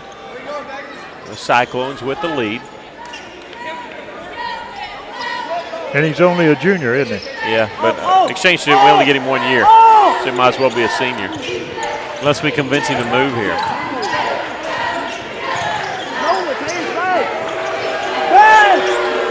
This is Dietrich Cooper. They're booing him every time he touches the basketball. Here's a steal by Cade Smith. Cade all the way in from the left side. Hit the layup. If that wouldn't have gone in, I think we could have got defensive goaltending anyway, but Cade made it. He's got 5. Cyclones lead it by 11. Top of the key three-pointer. That one missed badly. Zapien, pass ahead to Campbell. One-on-one, comes in from the right side, kisses it off the glass, and we've got a timeout called by Watson Chapel. They tried to draw a charge. That's the second time they tried to draw one on Campbell. They leaned back. It was not that good an actor. There was not that much contact there.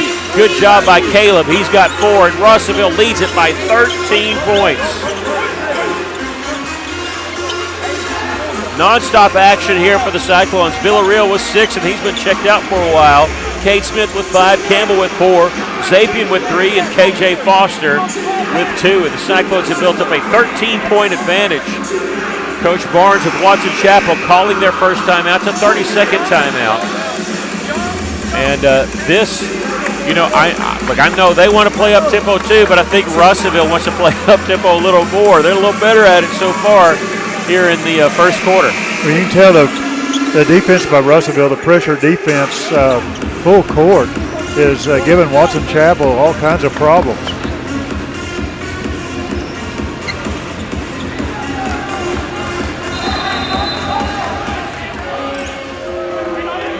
.23 seconds left to play here in the first quarter. And every time Dedrick Cooper, number 0, touches the ball, the fans boo. I don't know if they just pick somebody out. I just think it's hilarious because I've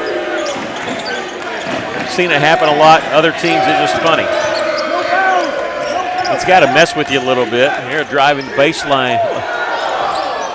Pump fake by King, and he puts it up and in. Haywood King. And that's the end of the first quarter. But a good first quarter for Russellville. They lead it by 11. We'll take a break. Russellville leading it here 20-9.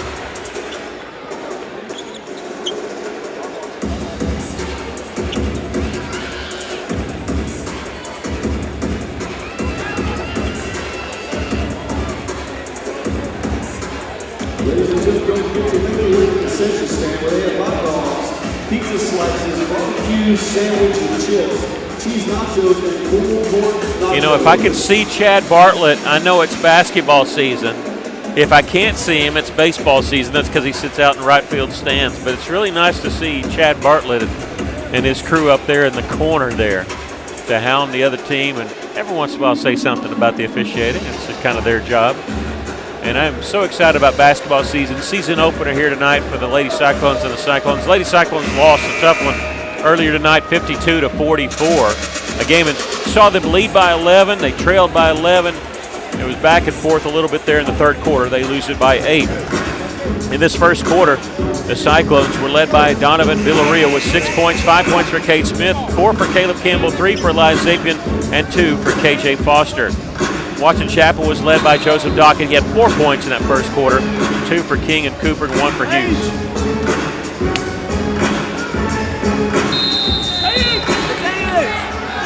I have us hitting 2 threes, and they didn't hit any of them. Mateus Borges, KJ Foster, Elias Zapian, Kate Smith, and Caleb Campbell on the floor for Russellville. We'll get a push here. And this is going to be on number 5. Hey, let's go right here. Or did they say 4? I missed it. 5. Javian Williams, I didn't even have him into the game. So.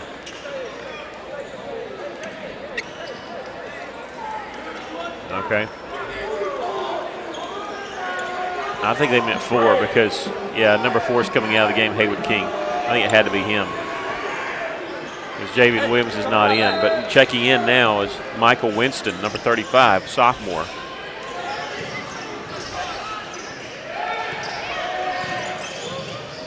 In the corner, Foster. That is Jaden Foster. We have a Jaden Foster, number 5. Kevin Foster, number 23. Kevin's the one that goes by KJ.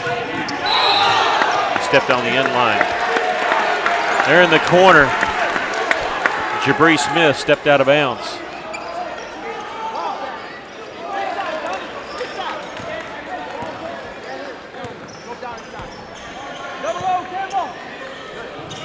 Villarreal. He's in the corner right now. Pass inside to Caleb, and he's tied up. It'll belong to Watson Chapel.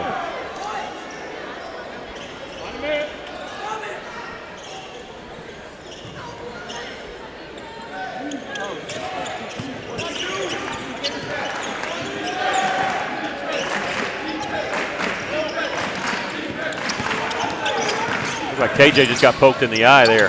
Jaden Foster with the interception. Jaden pushing it up the floor, coming in from left side, taking it all the way. Lost control of it. Watson Chapel with it. This is Dockett. They'll give it off to Cooper. They forgot to boo him. He's on the right side, double team without a dribble. Marcus, turn around is good. Kevin Marcus's first basket. And it's single-digit lead. That's what seemingly happened to ladies. They were down up by 10, and they came back in the second quarter. Cooper stopping and heading there, and a timeout called by Coach Chenault.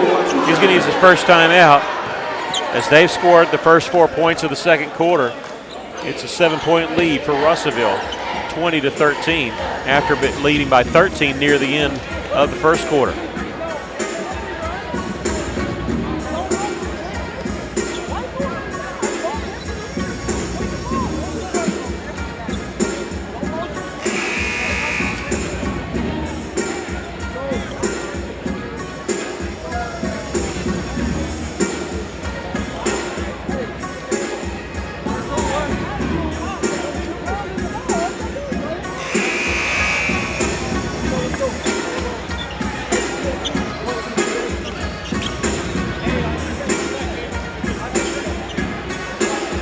Russellville coming out of the timeout, leading here by 7.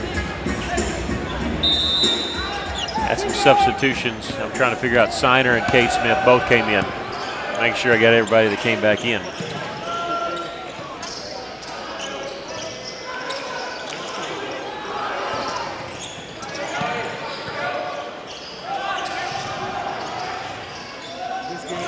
Moving the basketball quickly. Open up openings there in the zone. Get some open looks like that one. Siner with the rebound. Follow there won't go. But Russellville made it exciting there with Foster almost getting the putback.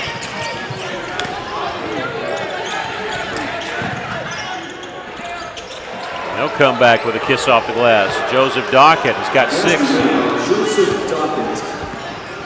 Under 6 minutes to go. Our 13-point lead's down to 5. Donnie V missed the 3 there. Foster tips it. Kate Smith has it. Glasses came off of a player.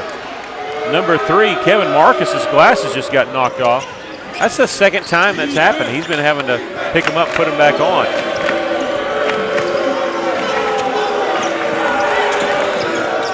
Oh, man, wide open underneath. Shot blocked by Malachi. Siner with the block. Beautiful block. Yeah, Smith with the rebound.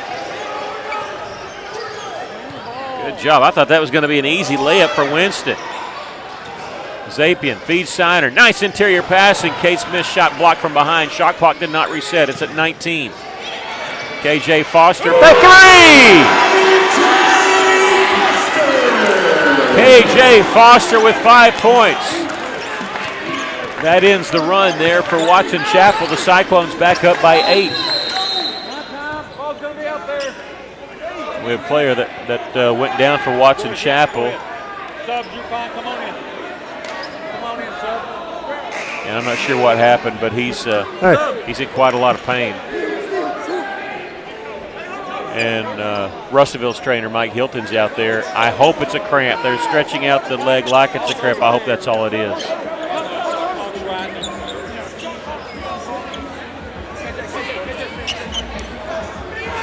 So good job by the officials spotting that. 4:42 left to play in the first half. We have a player down. KJ Foster just hitting that 3, and that's our first basket of the second quarter. And this is Kevin Marcus who's walking off the floor now. The official timeout meaning the players could not go to the bench. 23-15 is their score. Russellville leading by 8. It'll be Watson Chapel basketball. Malik Williams is in for Watson Chapel. And almost a steal there. And also coming in the game for the first time, Kentrell Mason. And jump ball to belong to the Cyclones. That's good defense there. Yeah, it is. Double teaming.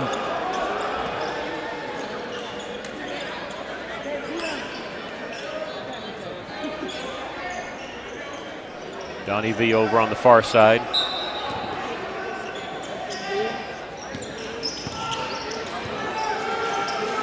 Mateus Borges, I just love saying that name. Here's KJ Foster from the right elbow. Keep feeding him the rock. He's got 7.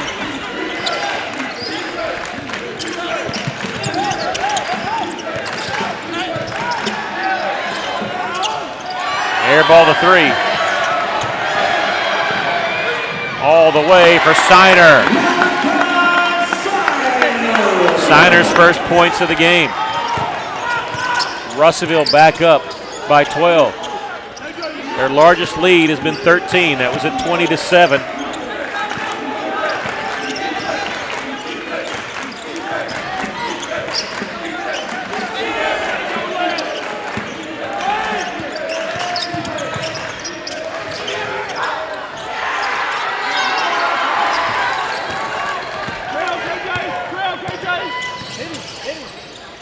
KJ Foster from the top of the key. Won't go.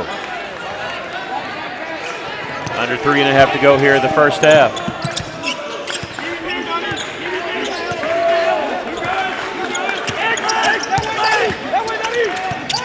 Get a player close. It was supposed to be in a trap. They'll get it in the corner. They've used up a lot of time. 16 seconds on the shot clock, and whistle foul called on Russellville. I heard a slap, but I didn't see who it was. And that'll be on number 2, Donovan Villarreal, his first. Personal foul by number 2, and the team's first.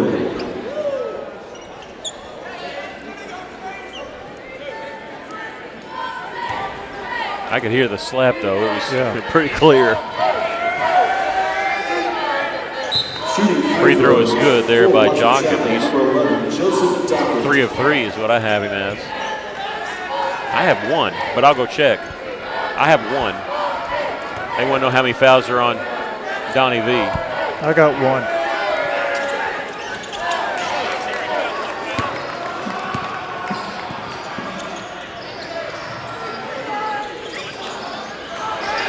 There's a follow there by Steiner. It is 1 foul on Villarreal.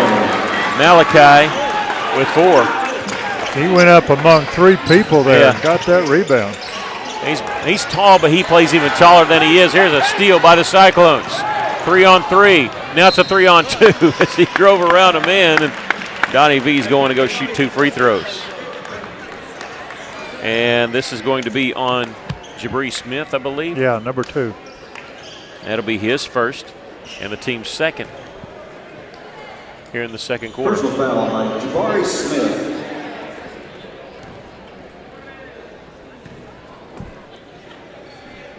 .244 left to play here in the first half. First free throw is good by Villarreal. He's 2 of 3 from the free throw line. Last year, 68% from the line. He averaged just under 15 a game last year.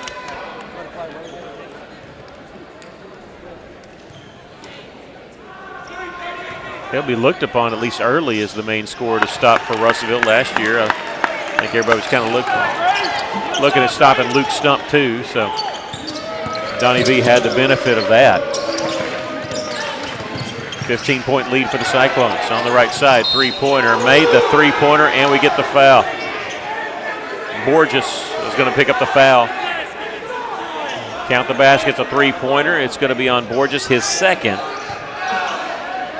Mateus Borges whistled for the foul, and Jabri Smith hits the 3, and he's going to go to the free throw line for the 4-point play.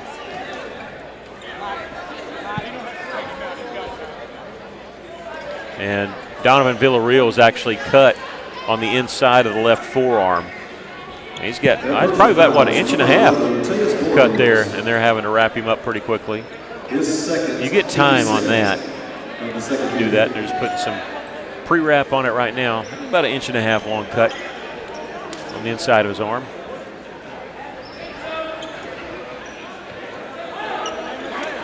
Remember, used to, they had this solution they'd spray the jerseys with if you got blood on the jersey.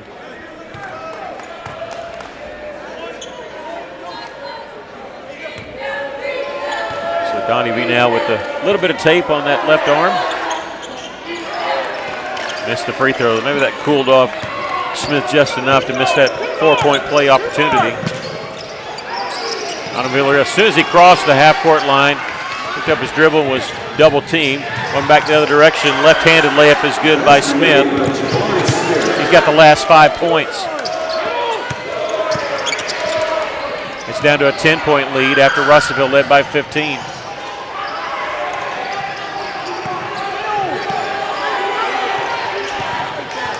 Borges to Donnie V, 18 seconds to shoot. Split the double team on the drive, lost it, and whistle and a blocking foul called. Russellville was going to have an open look on 3. And let's see, that's going to be on number 2, Jabri Smith, his second.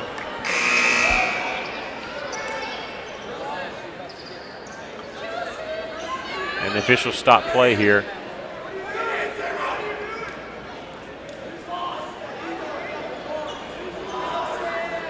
And now I don't know what they said it was on number 2. I don't know if they're checking.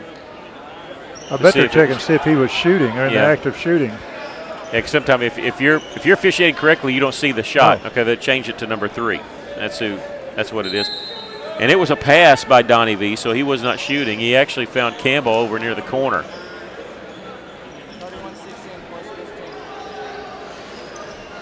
And number 2, who now is back down to 1 foul, actually checks out of the game. Russellville going to inbound along the left baseline. And Cade Smith missed the 3. Steiner hits the deck. I didn't see what happened there. Watching the fly to the ball there. Watson Chapel with the rebound. Cyclones lead it by 10. Under a minute 45 left. Here's Cooper, the drive. Rolls off the iron. Steiner with the rebound.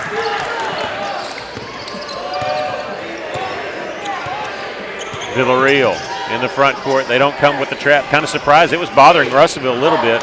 Surprised they didn't do that. Villarreal, double team there. They knock it away. There's Borges getting it back for Russellville. That's huge. In the corner, Campbell for 3! Oh, my!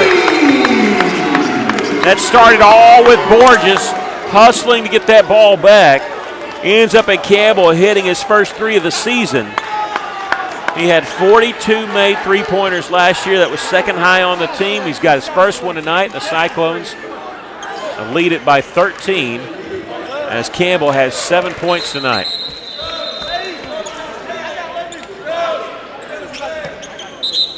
One official waved in the subs. The other one said, you got to send them back. I don't know what the issue is. They delay a game warning on the Cyclones. Okay, you can't substitute in on that. All right, gotcha. And what the delay game is, once the ball goes through the hoop, the offensive team's not allowed to touch the basketball. And as soon as you do, it's a delay game warning. Next time it's a technical foul after you've been warned. So we actually saw that in the junior high game last night. Under a minute to play here in the first half. The Cyclones lead it by 13. There's a steal right in the hands of Borges. Mateus all the way. He's going to be pushed from behind. And glasses come off once again for Kevin Marcus, who's been whistled for his second personal foul, the 14th foul. And Mateus is going to shoot 2. Exchange student from Brazil.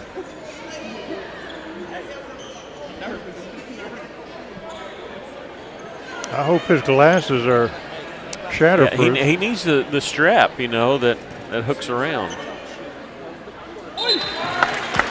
First free throw is good. That's the first point scored by Borges as a Cyclone.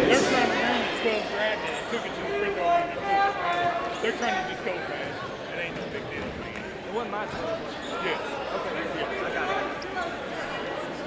it. 46.8 seconds left in the first half. You just stop, Elias. Elias, we need to stop. Be interesting to see if Watson Chapel goes for a quick 2 here to get another possession. Missed the second free throw. The Cyclones lead it by 14. Joseph Jockett. Goes off the hands. Not really the quick one they wanted, but it was off the hands. It looked like they might have had a shot at a layup there. Zapian will check in, replacing Borges.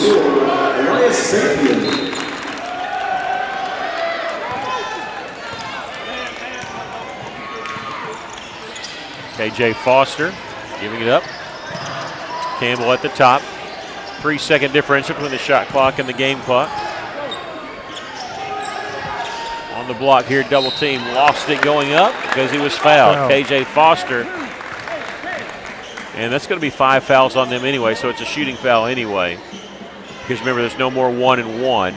It's going to be on Dietrich Cooper. That's his first. The team's fifth.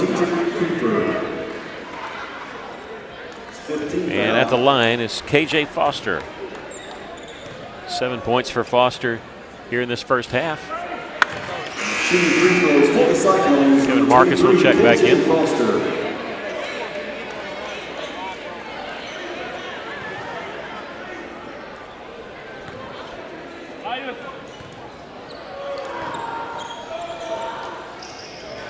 Second one making 8 points tonight as he hits 1 of 2. Shot clock is turned off. Cyclones did a good job getting back on defense there because it looked like Marcus was underneath trying to get the rebound, or trying to get a layup. Missed the drive there. 6 seconds, plenty of time to do something with it. KJ is going to be whistling for a carry. Yeah, he kind of grimaced too when he did it. He was kind of hoping, I think, that the official didn't see it because the official's on the other side. But yeah.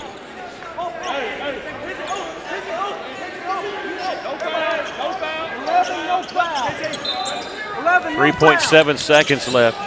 Marcus inbounding it. Knocked away by Kate Smith, out of bounds. We'll do it again, but this time they only have 1.3 seconds left.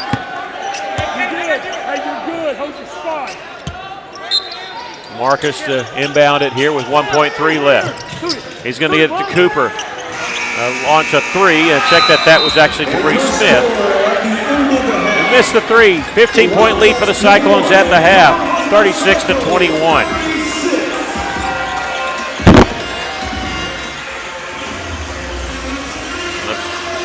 Water boy almost tripped over our crowd mic. That's what that was. And we're going to take a break here a second while we do some totaling, and we'll let the Cyclone dance team perform once they clear the floor. Cyclone fans, welcome to the center court, your Russellville High School dance team.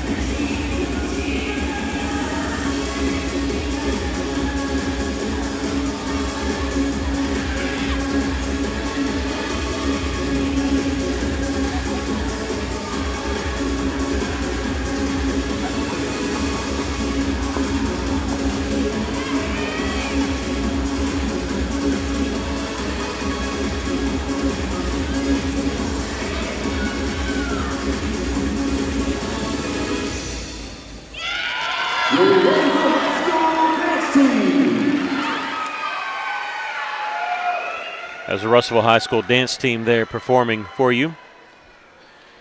And now the cheer, and we'll let them perform. Since we don't have to do commercials because we're not on the radio tonight, we can do this when we don't have to run commercial breaks. So we'll let them perform for you, and then we'll come back with the stats of the first half. Cyclones leading it here by 15 at the half.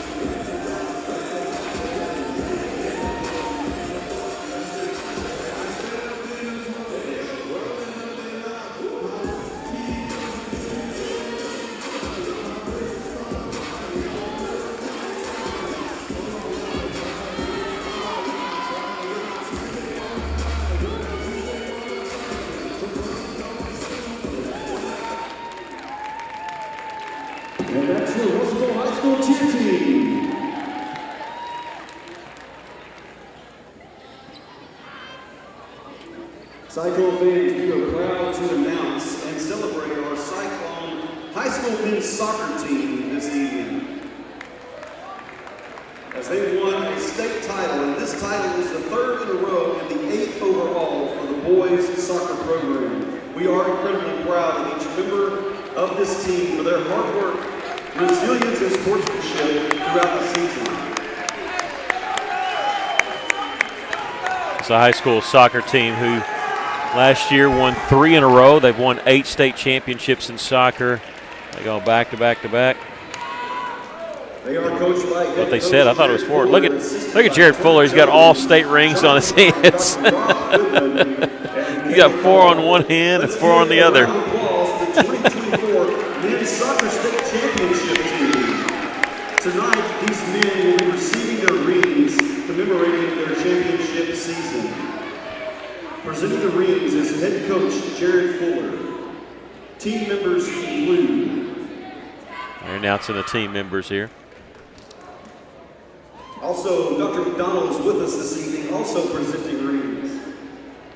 Team members include Rodrigo Nunez Yanis. I knew they were hanging out in the room over there. They're getting their rings. All right. Alvin Martinez. Cade Shedlin. Gerardo Jimenez. Abraham Veloso. Max Wilson. Charlie Payne. Charlie Payne just elected to the Cyclone Hall of Fame. Arias Garcia. Jose Escobar. Jet Bull. Jet Bull, state finals MVP. Kaiwan Martinez. Matthew Gajardo. Nixon Lynn. Joseph Nava. Jason Ortiz. Keegan Fuller. Abisai Martinez. Abisai, one of my favorite kids right there. Andrew Garcia. Moyes Vasquez Portillo. Harold Arias. Jesus Perez. Jesus. David Cervantes. Alfonso Paz. Josue Gomez Pineda. Rodrigo Nunez Gaines. Grant Wilson. Christian Cervantes. And manager Raul Cervantes. Let's give these Cyclones another round of applause. Congratulations on Jesus Perez, kicker and receiver on the Cyclone football team, is going to be playing Friday night. You know, Coach Fuller, they're going to go for another one or try. He's not bashful about it either. I mean, there's nothing wrong with that. He won one as a player at North Little Rock, and he's won quite a few here at Russellville. Oh, sorry, go ahead. Go ahead. Yeah, he's got them all on his finger. Yeah.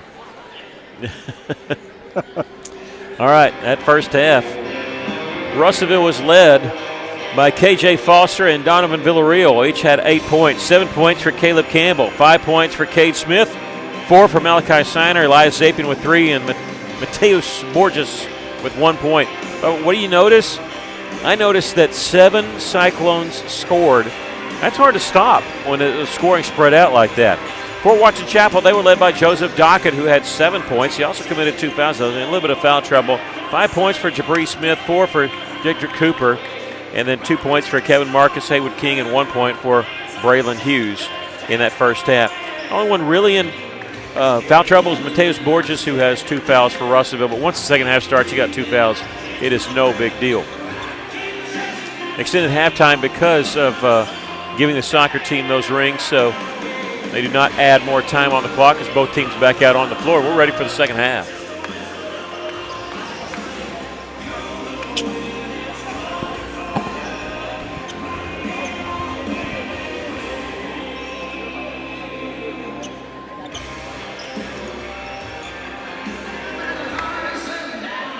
I don't know if we'll get Coach Chenault after this game or not. We'll try, but one of the things I'm going to He's always eager to put praise on the kids, but it's been a change offense for this year that he was, again, planning for last year. That's one thing I'm going to ask him first time I get a chance to talk to him. Watson Chapel with the ball to start the second half. This is Cooper.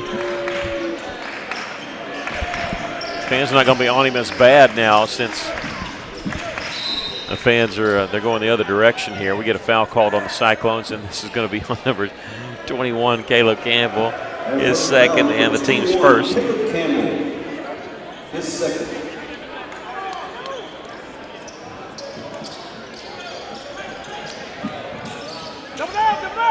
Ball knocked away, and the Cyclones have it on the move. Here comes Villarreal. I could hear the fans yelling, "Wolf, wolf." That's how in tune those kids are. They're trying to tell Donnie V that somebody was coming up behind him, knocked the ball away. They do, but it stays with Russellville. We'll check to see if Watson Chapel. It's a brick wall over there. A little bit of padding, but a lot of brick, a lot of concrete over there. And some cheerleaders to block them. Again.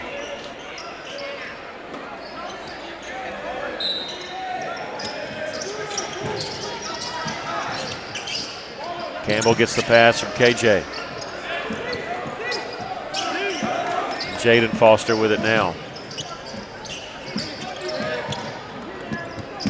19 seconds on the shot clock. Jaden back to Signer. It's layup, wave it off. We got a foul called on Jaden Foster. He's going to be whistled for the charge. And that'll be his first and the team's second. Jaden Foster. Well, it was a beautiful pass, though. Yeah, it was a good pass. Just couldn't stop his momentum.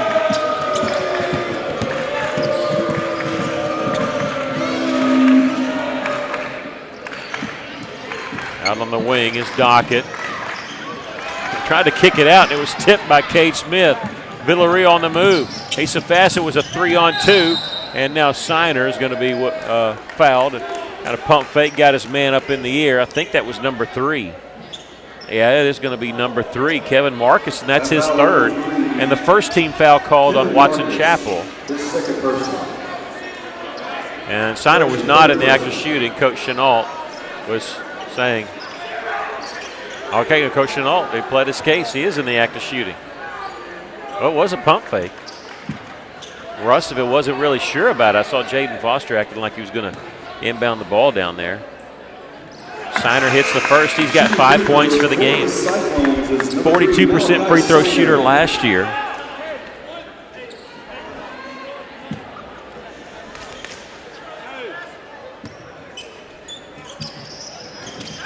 Second one's no good. With the rebound is Joseph Dockett.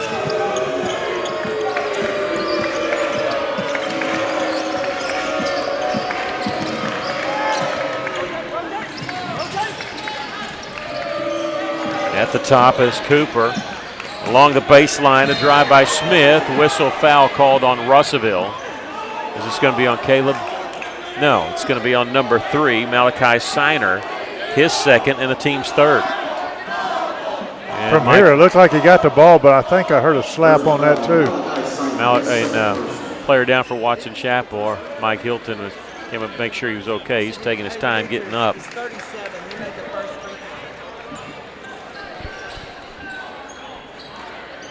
Yeah, that's right. It is 37. That's been the only points of the second half. Coach Chenault checking that. I'm sure Chase probably had it, but Shooting free throw for Watson Chapel. It's number 2. we had Malachi Signer hitting 1 of 2, and they didn't have it here at the scoreboard. Sometimes you got to go with what they say, though. You want it to match the scoreboard they have. Jabri Smith hitting the first free throw.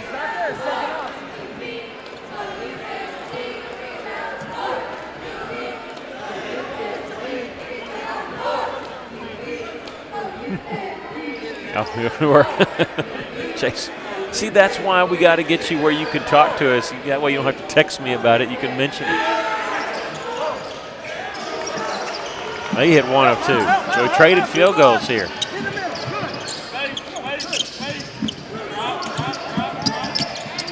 Double teamed in the front court. This time, Cyclones getting rid of it quickly, but then into the waiting hands of Joseph Dockett. Dockett on the move. Nice little drive, but hit the back of the iron. Villarreal with the rebound. Ahead to Jaden Foster. He'll center it. His shot swatted out. Caleb Campbell is going to find his hands in and out on the three. There's Jaden Foster. How did he get that rebound?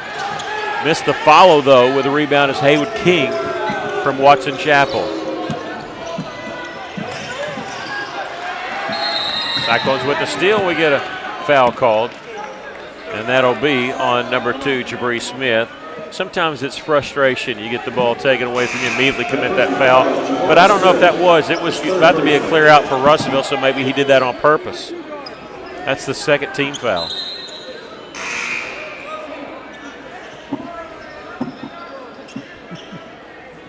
The coach for Javon Barnes, he thought that was like his book, I think, had like 3 or 4 on number 2. And he came and says, how many I got? And he said, it's only 2 on Jabri Smith. And so he didn't want the sub.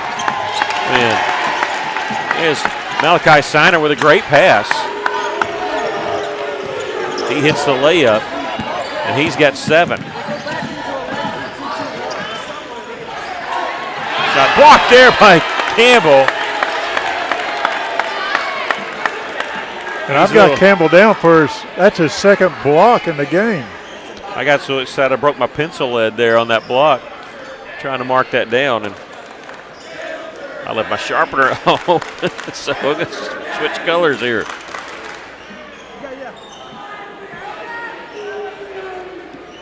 There's something about blocking a three-pointer. I know you try to keep it in bounds, but when you block it out of bounds, it's kind of electrifies the crowd a little bit. It did a little bit there. They're going to launch a 3. This is Cooper, and he'll miss this one. Rebound tipped out by Dockett, and I think he's going to get, as he whistled for the foul, I think he pushed there. Yeah, he pushed. That'll pick up his 3rd.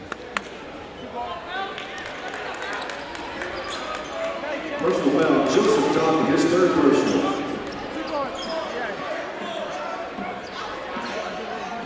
That's the 3rd team foul. Both teams with 3. 39-22, Cyclones with the lead. We've only had 3 points here in the 3rd quarter, all 3 by Malachi Siner. Cade Smith, low pass was tipped, but Siner has it. He'll fight through to get the shot up. Good job by Malachi to fight through that because he drew the foul. He's going to get to go to the line to shoot 2. That foul on Haywood King, I have him for 3, and the 4th team foul. And Siner's kind of been a workhorse here in the 3rd quarter. Picking up the scoring. He's the only Cyclone that has scored here. Russellville led at 36-21 at the half. First free throw is good. The Cyclones have not trailed in this game. They opened it up 6-0 right off the bat with a 3 by Cade Smith and a 3 by Donovan Villarreal. Siner hit both. How about that? That's something he's improved on this year already. 3 of 4 from the free throw line to start off the season. They beat the press of 2-on-1. Russellville retreating nicely. They hit the basket, but think about that. They actually had to split a double team to do it because we got back so quickly. KJ Foster in the front court.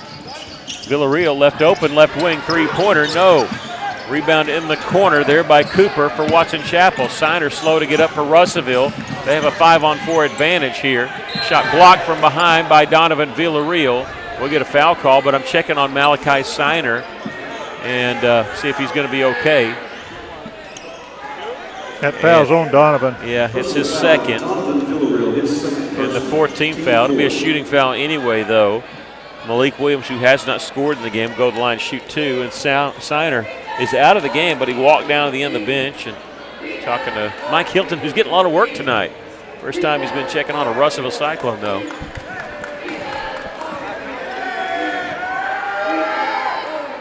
First free throw is good by Malik Williams. Cyclones opened last season with a win at Watson Chapel, 61-58.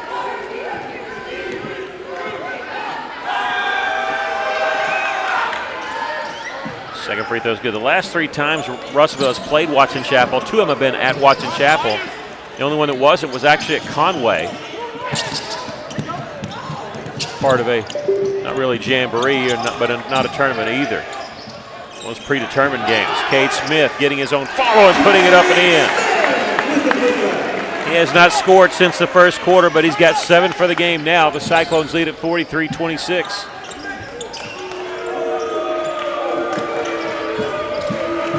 A 17-point lead for Russellville. Cooper in the front court. Gets the pass over to Dockett. In the corner shot, partially blocked by Campbell. My goodness. That's going to be his thing now, blocking corner threes. Well, that's his third. That's what I have him down for the game. Let's see if they learn their lesson and pump fake him at some point. I mean, but then, you know, you're in their head when they start doing that. Off the inbounds pass, Smith missed the three. Rebound out of bounds, last touch by Russellville. It belongs to the Wildcats.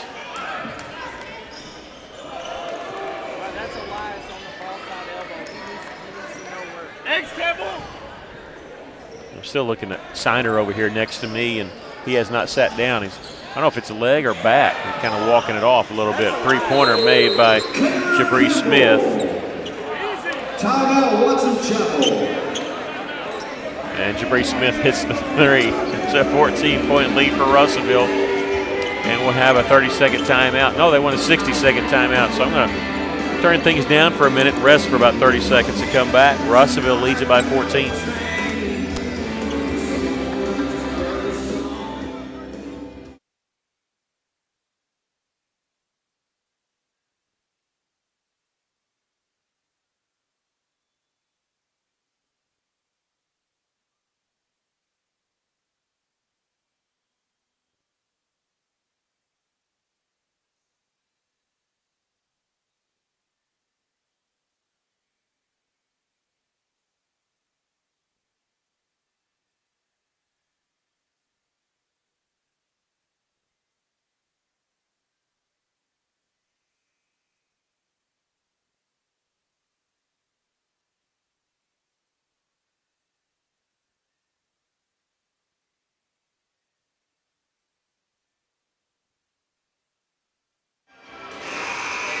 All right, Russellville with a 14-point lead here.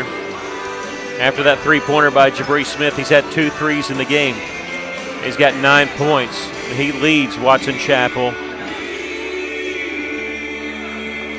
I never understood when people call timeouts right after made threes. I see it all the time. I talk to my friend Coach Wilbers about that all the time. Hit a three, call timeout. Especially something like that where it's still in the third quarter. But they used a timeout there. Maybe it's to set up this press. Donovan Villarreal double team now, triple team, ball knocked away, and they have it. All the way, missed the layup. Hughes blew the layup. And an offensive foul on the rebound. That's going to be a foul on 0. Cooper. Dietrich Cooper, his second, and the 15th foul, so we'll walk to the other end. Personal foul on Dietrich Cooper, his second, team 5th. And it'll be KJ Foster on the line to shoot 2. He's 1 of 2 from the free throw line. What is definitely quiet there. First free throw is good. He's got 9 points. For the Cyclones is number 23, KJ Foster.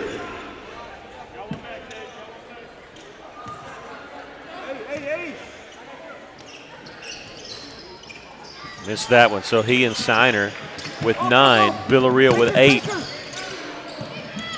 Cyclones will lead it by 15. Boy, good drive, a bounce pass. Beautiful bounce pass to Hughes. Got his first basket of the game. He's got 3 points. Zapian, Campbell. Campbell lost it, knocked out of bounds. It stays with Russellville. I tell you, that's not a bad thing because I'm looking up the shot clock. We had 4 seconds to get it across the timeline, so now we get a fresh 10, even though the shot clock doesn't change.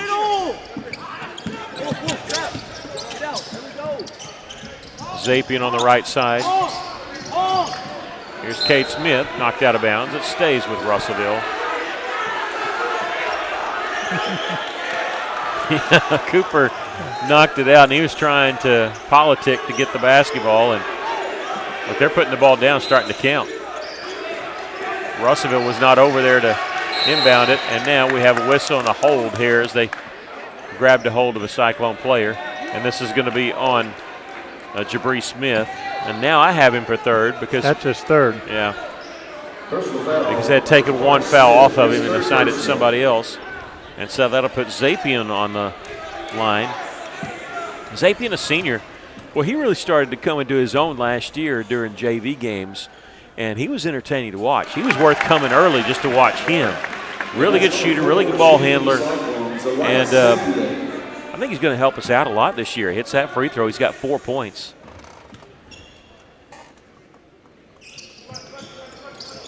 Missed the second one. With the rebound is Joseph Dockett.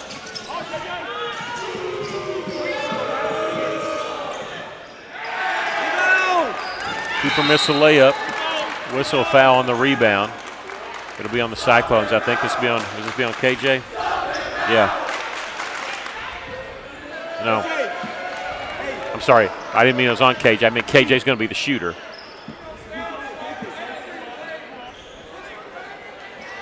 The foul is on Braylon Hughes, but they were saying 23 is going to be our shooter. Kevin Foster is going to be the shooter. And everybody's kind of late getting there, and Chenault was saying, is it an intentional foul? He didn't know. And everybody's kind of late getting down there. And now Caleb Campbell was down there. He was actually helping mop up the floor. They have that mop down there, and he was taking care of business. You have to like the way Foster goes after those rebounds, especially on defense. Missed that one. This is his career high. He got 9 points. He's 2 of 5 from the free throw line.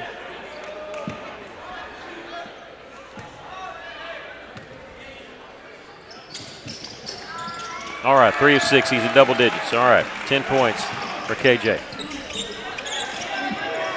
15-point lead for the Cyclones. 3 minutes left to play in the third. Whistle and a foul in the backcourt. And is this on Zapien or is this on Villarreal? Okay, I believe it's on Donovan.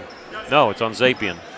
He pointed, and I thought he was pointing at Villarreal. It's number 1 on Elias. Boy, as fast and furious a pace as that first quarter went, this is the exact opposite here in the third quarter. We've had 11 fouls called. It's just been slowed to a snail's pace.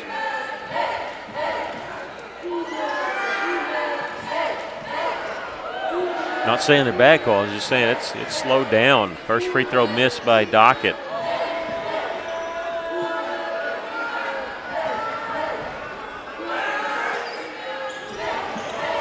He hits 1 of 2.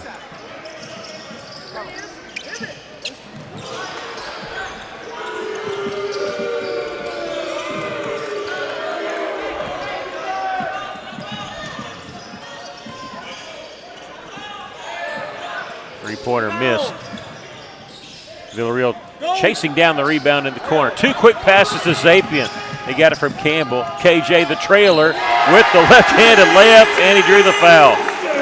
But, I mean, look at the ball movement there. It went from Villarreal to Campbell to Zapien to Foster. 4 guys touching the basketball. It ends in a layup and drawing a foul. Foster a little slow to get up.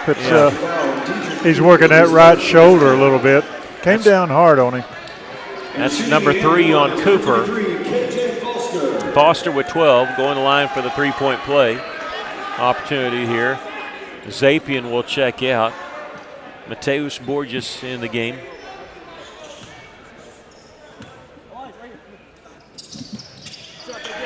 Free throw is good. 13 points for KJ.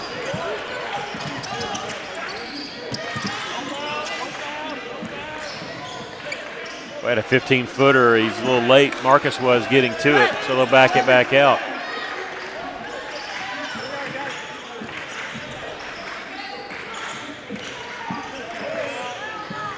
Runner is good there by Jabri Smith.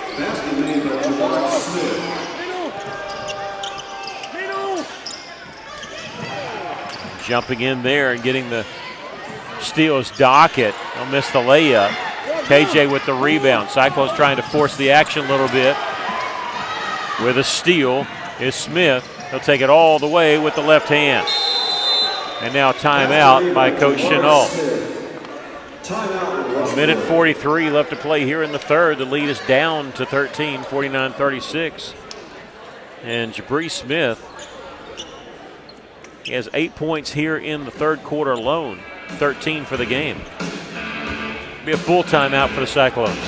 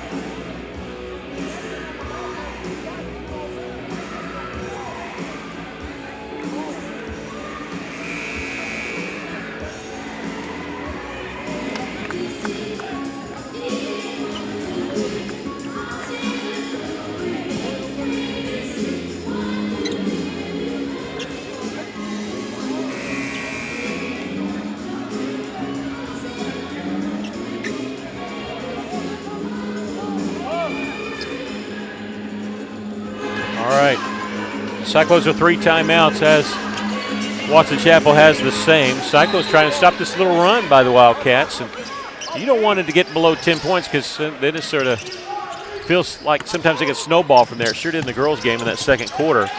The Lady Cyclones had an 11-point lead, saw it evaporate by halftime. It's Cade Smith on the right side. KJ. Back to Cade. They tried to draw the foul. They're not that good an actor. But the follow won't go. And Donnie V is going to be tied up there with, looked like Dockett that tied him up. And alternating possession stays with Russellville.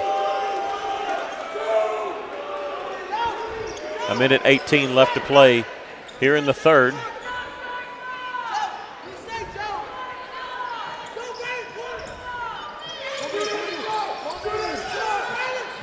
Off the screen, off the inbounds pass was Smith. He couldn't get the open look.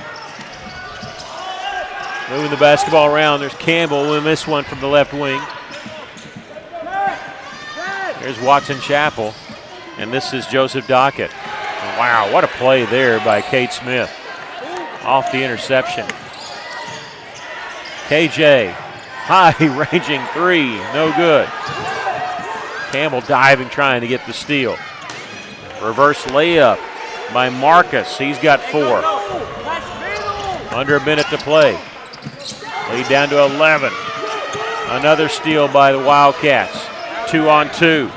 Dockett, jump stop in the lane. Rolls out. Dockett's follow is good. And just like that, it's a 9-point game. Another timeout by Russellville. Haven't used a couple timeouts here in the last 2 minutes, but you have to. I mean, this is going the wrong direction.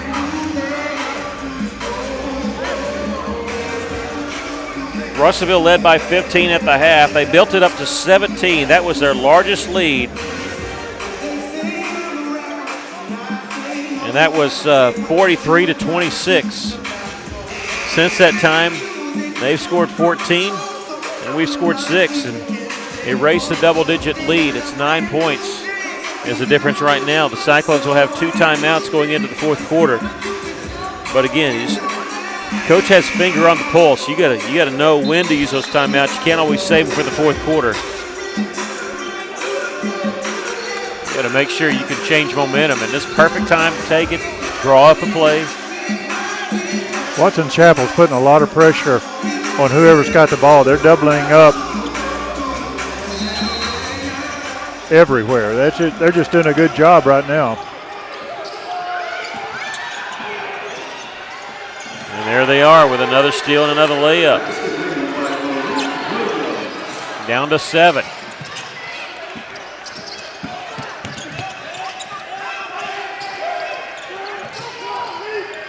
Borges double team. Gets it off the center. We got numbers briefly. Shot clock is off. KJ in the corner. Caleb Campbell. Tipped by Siner. He keeps it alive for Russellville. 6 seconds. Borges with 3 seconds. 2 seconds. Got to do something with it. Got to launch it. Oh, and he's fouled. How about that? They bailed us out. That was just going to be throwing it up. I mean, KJ wasn't even square to the basket. He knew he had to get rid of it because Cade Smith was telling him, shoot it. And they bailed us out. Williams went for the fake and fell on top of him. Coach Barnes and Watson Chapel's arguing with him. I don't know what he's arguing. I mean, that was not a bad call. It was the right call, but it was a horrible play by Watson Chapel. No time on the clock. They let the buzzer go, but the third quarter technically is not over. The first free throw is no good. The second one is good. Well, Watson Chapel coach is saying that the foul happened on the floor. Shouldn't be a shooting foul. Ah, gotcha. Well, even then, it's 2 shots. You know, if it happened on the floor because it's after 5 fouls, so it's a difference of 1 free throw. If that's what he's arguing. So he hits 2 of 3, does KJ. He ends the quarter with 7 points, has 15 points for the game. He's leading the Cyclones. Siner with 9, Villarreal with 8. And Caleb Campbell with 7. That's kind of your main league scorers. Cade Smith also with 7. 10 points for Joseph Dockett on that last 2-pointer off the steal. Got 1 more quarter to go. The Cyclones lead it by 9. Well, my figures are not official, but I have us scoring 15 points in that third quarter, whereas Watson Chapel scored 21. So they got us in the third quarter.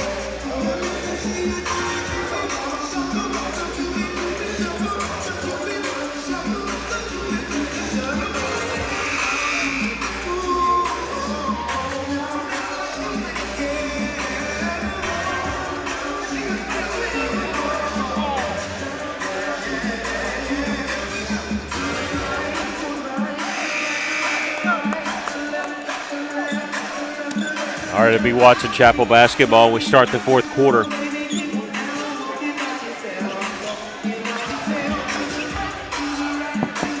Checking over the fouls. Nobody in foul trouble for Russellville. Nobody with more than 2 than what I have. They have 4 different guys with 3 fouls, but Russellville playing a few more players too. Sometimes those fouls can spread out a little bit, just like the point totals.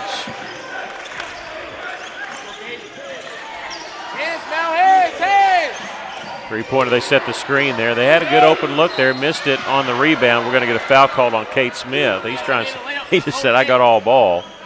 The official turned to say something to him, but he wasn't yelling at him, but it's going to be on Cade Smith. I think this is his first. Personal foul, Cade Smith, his first.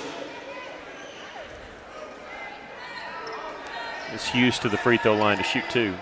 Let's put some water over here on the Watson Chapel bench. That's what they're all kind of mopping up over there, so that's why we had a slight little delay. Hughes' first free throw is good. Boy, they're just inching back closer and closer, aren't they? It's 8 points now.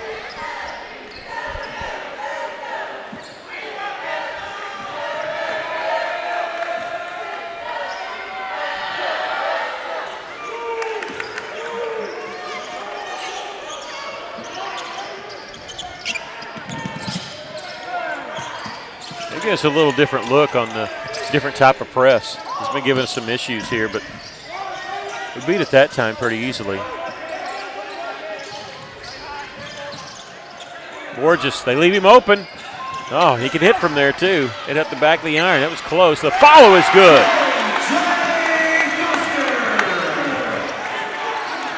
Foster, I couldn't tell who had it. I saw the ball go up and in. They said Foster.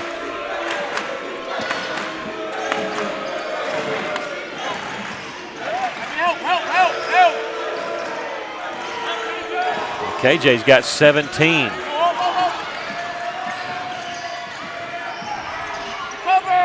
Spin move, missed the left-handed layup. Siner with the rebound. Borges ahead to Cade Smith. He'll attack baseline. But that had to be saved in bounds by Campbell. It was thrown in the corner. Floater there, rimmed out. See Borges tip that out to Campbell. Coach Chenault's telling him to hold up, hold up. Hold up and then run the play. Campbell has an open look. It's good. Caleb Campbell with 10. That's his first three in the second half, and that came at a good time. He's going for that block. Trying to get his fourth one there. Signer again with the defensive boards. One shot, allowing Watson Chapel just one shot. They're going to trap and whistle. Foul called on who? It'll be on the Cyclones. Borges, his third. Personal foul on Texas Borges. And the second team foul called on Russellville.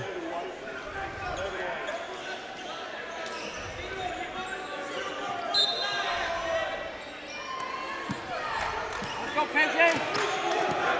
Lovely, KJ. Good. 14-point lead for Russellville. Under 6 minutes to go. Double clutch shot. Nice little move there by Dockett. He's got 12. Double team pass tip. They're attacking off the turnover and a layup there by Jabri Smith. I have him for 15 points.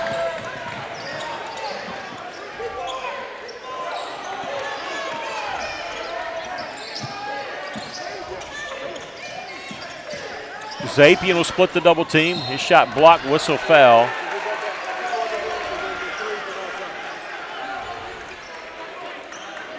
And that'll be on number 13, Malik Williams, his first, and the first foul called on Watson Chapel. Elias to the free throw line. He's 2 of 3 from there tonight. That's 4 points. Okay, not free throw. I didn't think it was free throws. I thought it was on the rebound, so we'll race the free throw attempts. Cyclones went bound along the baseline. Borges. Campbell. Missed the baseline.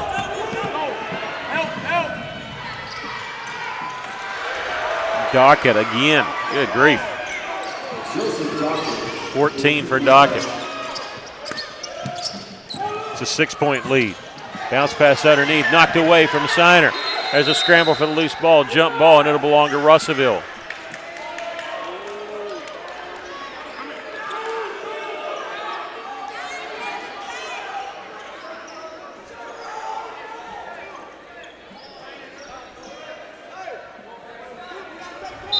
Villarreal, who's been sitting a while, has not scored here in the second half. I know, even though they taped up his arm, I know that was bothering him not long after that because he kept favoring it. I know it's a cut, but might have got hit there too. I don't know. Here's Campbell for three. Boy, the net barely moved on that. Caleb Bedford Campbell with the three-pointer. He's got 13 points, his second three of the fourth quarter. Yeah, that one's going to get me in trouble. Take it baseline, Marcus, blocking foul called. Did that shot go in? I couldn't tell. I was looking at the call down there, and foul's going to be on number 3, blocking foul. It might not even be close, I don't know. Signer was trying to take the charge. His third personal. And that's going to be his third and the second team foul called on Russellville. And to the line will be Kevin Marcus, who has 4 points tonight. Has not been to the free throw line yet.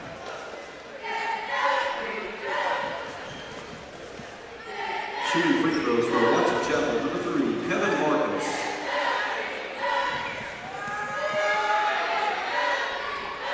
First one's no good. Boy, that three really came at a good time, too. I mean, because 9 points is still too close, but it was 6. I mean, the way they're driving and getting steals at times. Caleb's got 13. The second one's good. He hits 1 of 2. He's got 5.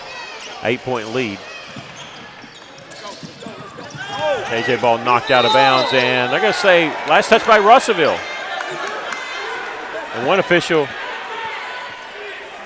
they point in different directions. They're going to talk. Okay, yeah, they're going to say Watson Chapel basketball. I'll be honest with you, I thought that was the right call. I thought it was off us. Now, there may have been contact happen there. I think Foster got pushed, really. Yeah, but I do think we were the last one to touch it. Trying to get around the double team. Dockett does. Finger roll in the lane. He caught it. That's travel. He can't do that. He let it go and then caught it as he came back down, and follows no good. Out of bounds. Last touch by who? And it's Russellville's ball. Okay, last touch by Watson Chapel.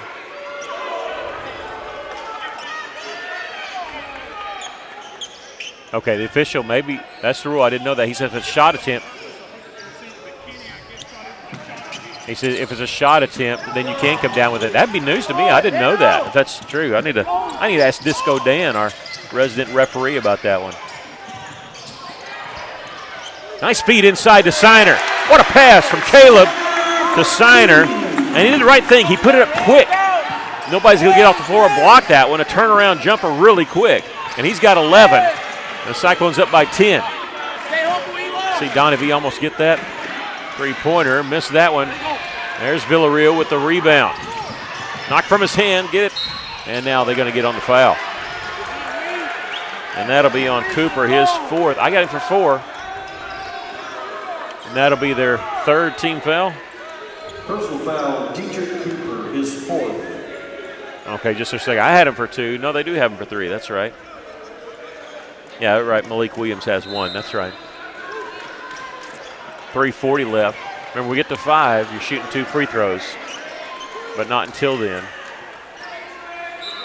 3:40 left. Cyclones lead it by 10. It feels like it's a 1-point game, though, the way this has been going.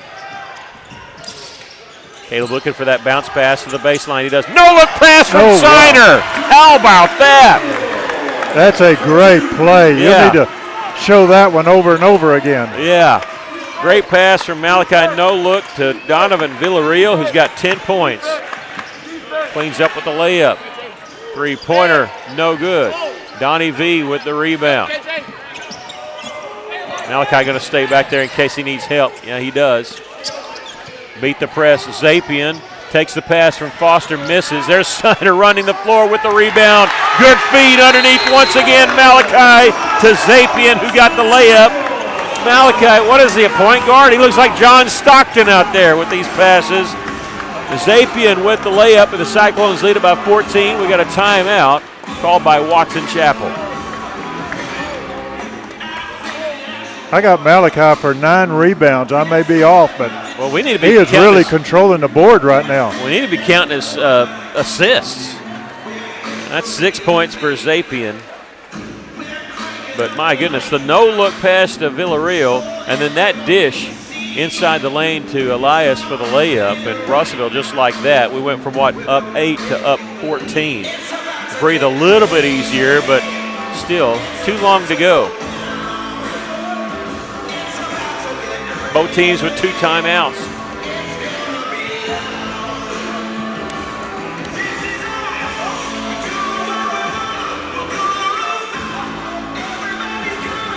That no-look pass by Snyder, that has to be on the highlight reel for a while. Mitchell Manning, Marcellus Olson's right next to me. They're on the basketball team but can't play yet because football season's still going on. Cyclone football team's going to be on the road Friday night as they travel to El Dorado for the first round of the playoffs. We'll be back here at Cyclone Arena on Thursday night as both the Cyclones and Lady Cyclones will host BB. The girls' game set for 6 o'clock. The boys will follow.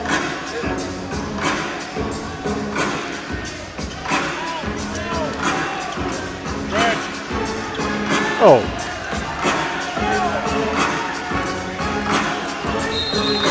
All right, after that made basket, they had the timeout. They could run the floor after a made basket, even if it's after a timeout. Cooper has it. Under 3 to go. Russellville up by 14. Using a screen. Marcus, they're in the corner. How about that? Is that 4? Block threes? That's number 4. Yeah. Caleb Campbell with another block. He's had 2 from that position right there.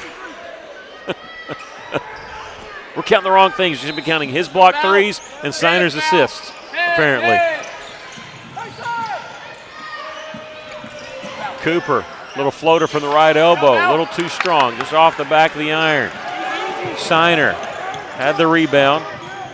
Zapian will pass on the 3 here. They'll swing it around. Campbell, he'll fake the 3 and drive inside. And I missed it. They stood up in front of me. I missed what happened. I saw Campbell on the deck. Villarreal with the rebound here, back the other side. 14-point lead for the Cyclones. Oh, boy, what a beautiful pick and roll. Siner had set the screen, and they tried to fight through it. He merely rolled off there, and Elias repays with the assist of his own. And Malachi with 13 points. His career high was 10 last year against Siloam Springs. Malachi's got 13 tonight. The follow there is good by Haywood King. And a timeout called by Watson Chapel. 14-point lead for the Cyclones. 1:38 left to play. I think he was 30-second timeout. I think initially Coach Barnes at Watson Chapel was just wanting to put a sub in, but they ended up giving him the 30-second timeout. Now Kevin Foster with a career high tonight. Malachi Siner with a career high tonight.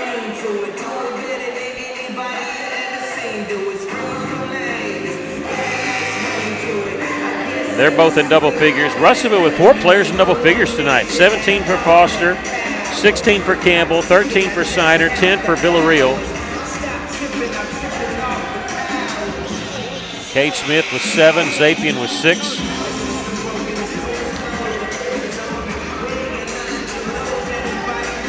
Season opener tonight for the Cyclones. They played Saturday night, beat Cabot, but that was a benefit game, did not count towards their record. This one will. Be smart, Elias. Hey, down the middle. Let's go. Help Elias, help. Help Elias, help. Okay, Chenault was ready. He was going to call timeout if it got close to 10 seconds to cross the timeline there. We get a foul before the shot. This is good. They've only called 2 fouls. This is just number 3 on Watson Chapel. So we're not going to the free throw line. Oh, no, we are going to the free throw line. I was going to say this was inbound that we can. Yeah, that's his 4th. Yeah. I was going to say if they if it wasn't a shooting foul, we could run some more time off the clock. But KJ Foster going to the line to shoot 2 here.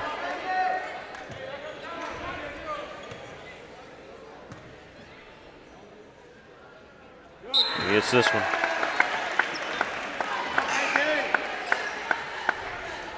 I have him 11. I have him for 7. For 11, I think.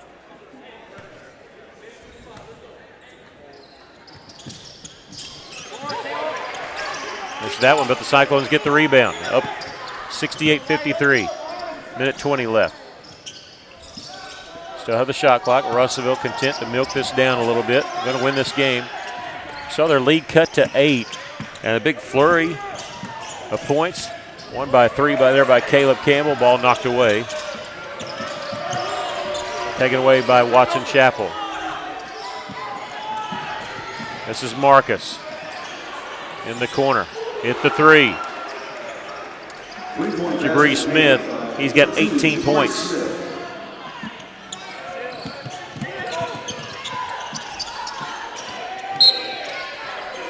Whistle foul, that'll be on number 1, Braylon Hughes. His second, the 14th foul, so Russellville will inbound it here. 41.9 seconds left.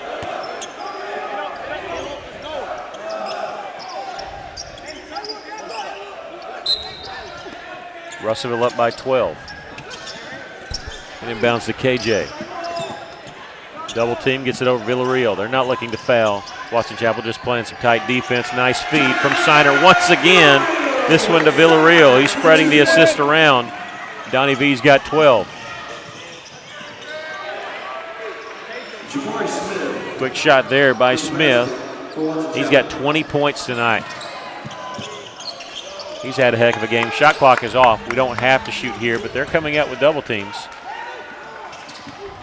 Campbell will move the basketball around. 7 seconds left. Their coach saying, hey, continue to play defense.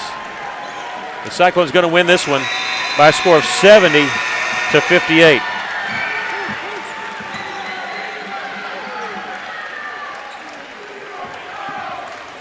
Russellville wins it, moves to 1-0. on the season, 70-58 here. Give us just a moment to do some totaling for you. Won't take me but just a second or two. Okay, they had 2 players in double figures, Watson Chapel did. Jabari Smith had 20 points tonight and 14 points for Joseph Dockett. Next closest was Kevin Marcus, who had 5 points in the ball game. For the Cyclones, they had 4 players in double figures. 2 of them had career highs. KJ Foster had 18 points. That's a career high for him. Malachi Siner with 13 points. That's a career high for him. Caleb Campbell with 13 points. Donovan Villarreal with 12. 7 points for Cade Smith. 6 points for Elias Zapian. 1 point for Mateus Borges. Jaden Foster played but did not score for the Cyclones. Russellville moving to 1-0 on the season. Well, Coach Chenault last year, as his first game as a Russellville Cyclone head coach, traveled to Watson Chapel, won that game 61-58. Won 23 games that season. He opens this year with a season opening win here at home. Let's hope it leads to 23 plus some. How about that? That would be a great start before the Cyclones. They win it here by a score of 70-58. You ready for your totals yet? I've got them. Okay, go right ahead. Well, the Cyclones, we were 6 of 22 from the three-point line. We were 16 of 24 from the charity stripe, whereas Watson Chapel, they were 3 of 14 from the three-point line, 11 of 18 from the charity stripe. Just a great game by these Cyclones. They hung with them, and good, strong defense by the Cyclones. A lot of pressure defense. Yeah, and they really cleaned up the boards, kind of opposite of what happened in the girls' game. Cyclones only gave Watson Chapel 1 shot at times, and that meant a lot because they were turning this over a little bit and got some open looks from underneath the basket, but the Cyclones limited their shots. And Malachi Siner with all those assists, especially going away. Russellville saw their lead cut down to 8. In fact, it was only a 9-point game at the end of the third quarter, but it got as close as 8 points, but then hit some key threes at the right time, like you said. I'd like to say something about Foster. You know, he hit all those free throws there at the end. He had 6 rebounds, just did a fantastic job bringing the ball down. He doesn't care to get in there and go for the rebounds. As we said, Malachi, 10 rebounds. Donovan had 7. This is unofficial. Campbell had 6. Just a great job by the Cyclones hitting the boards. Yeah, and Kevin Foster, think about this. He had 18 points and only 2 made field goals in the second half. And that's, that's hitting free throws is what that is. 18 points for Kevin Foster. And, again, 13 for Campbell and Siner, 12 for Villarreal, 7 points for Smith, 6 points for Zapian, and 1 point for Mateus Borges, the exchange student from Brazil. Well, that'll do it. The Cyclones and Lady Cyclones again back here on Thursday night as they host BB. 6 o'clock start time for the girls. The boys will follow at about 7:15, 7:30. Thank you for joining us tonight. I want to send a special thank you to Chase Canfield for being the media team tonight and having to do this all by himself. We appreciate that. And once again, our scores: the Lady Cyclones lost to Watson Chapel 52-44. The boys win it by a score of 70-58. For Chase Canfield and Aaron Duval, I'm Mickey Duval saying to you good night, God bless, and thank you, Tony Basil.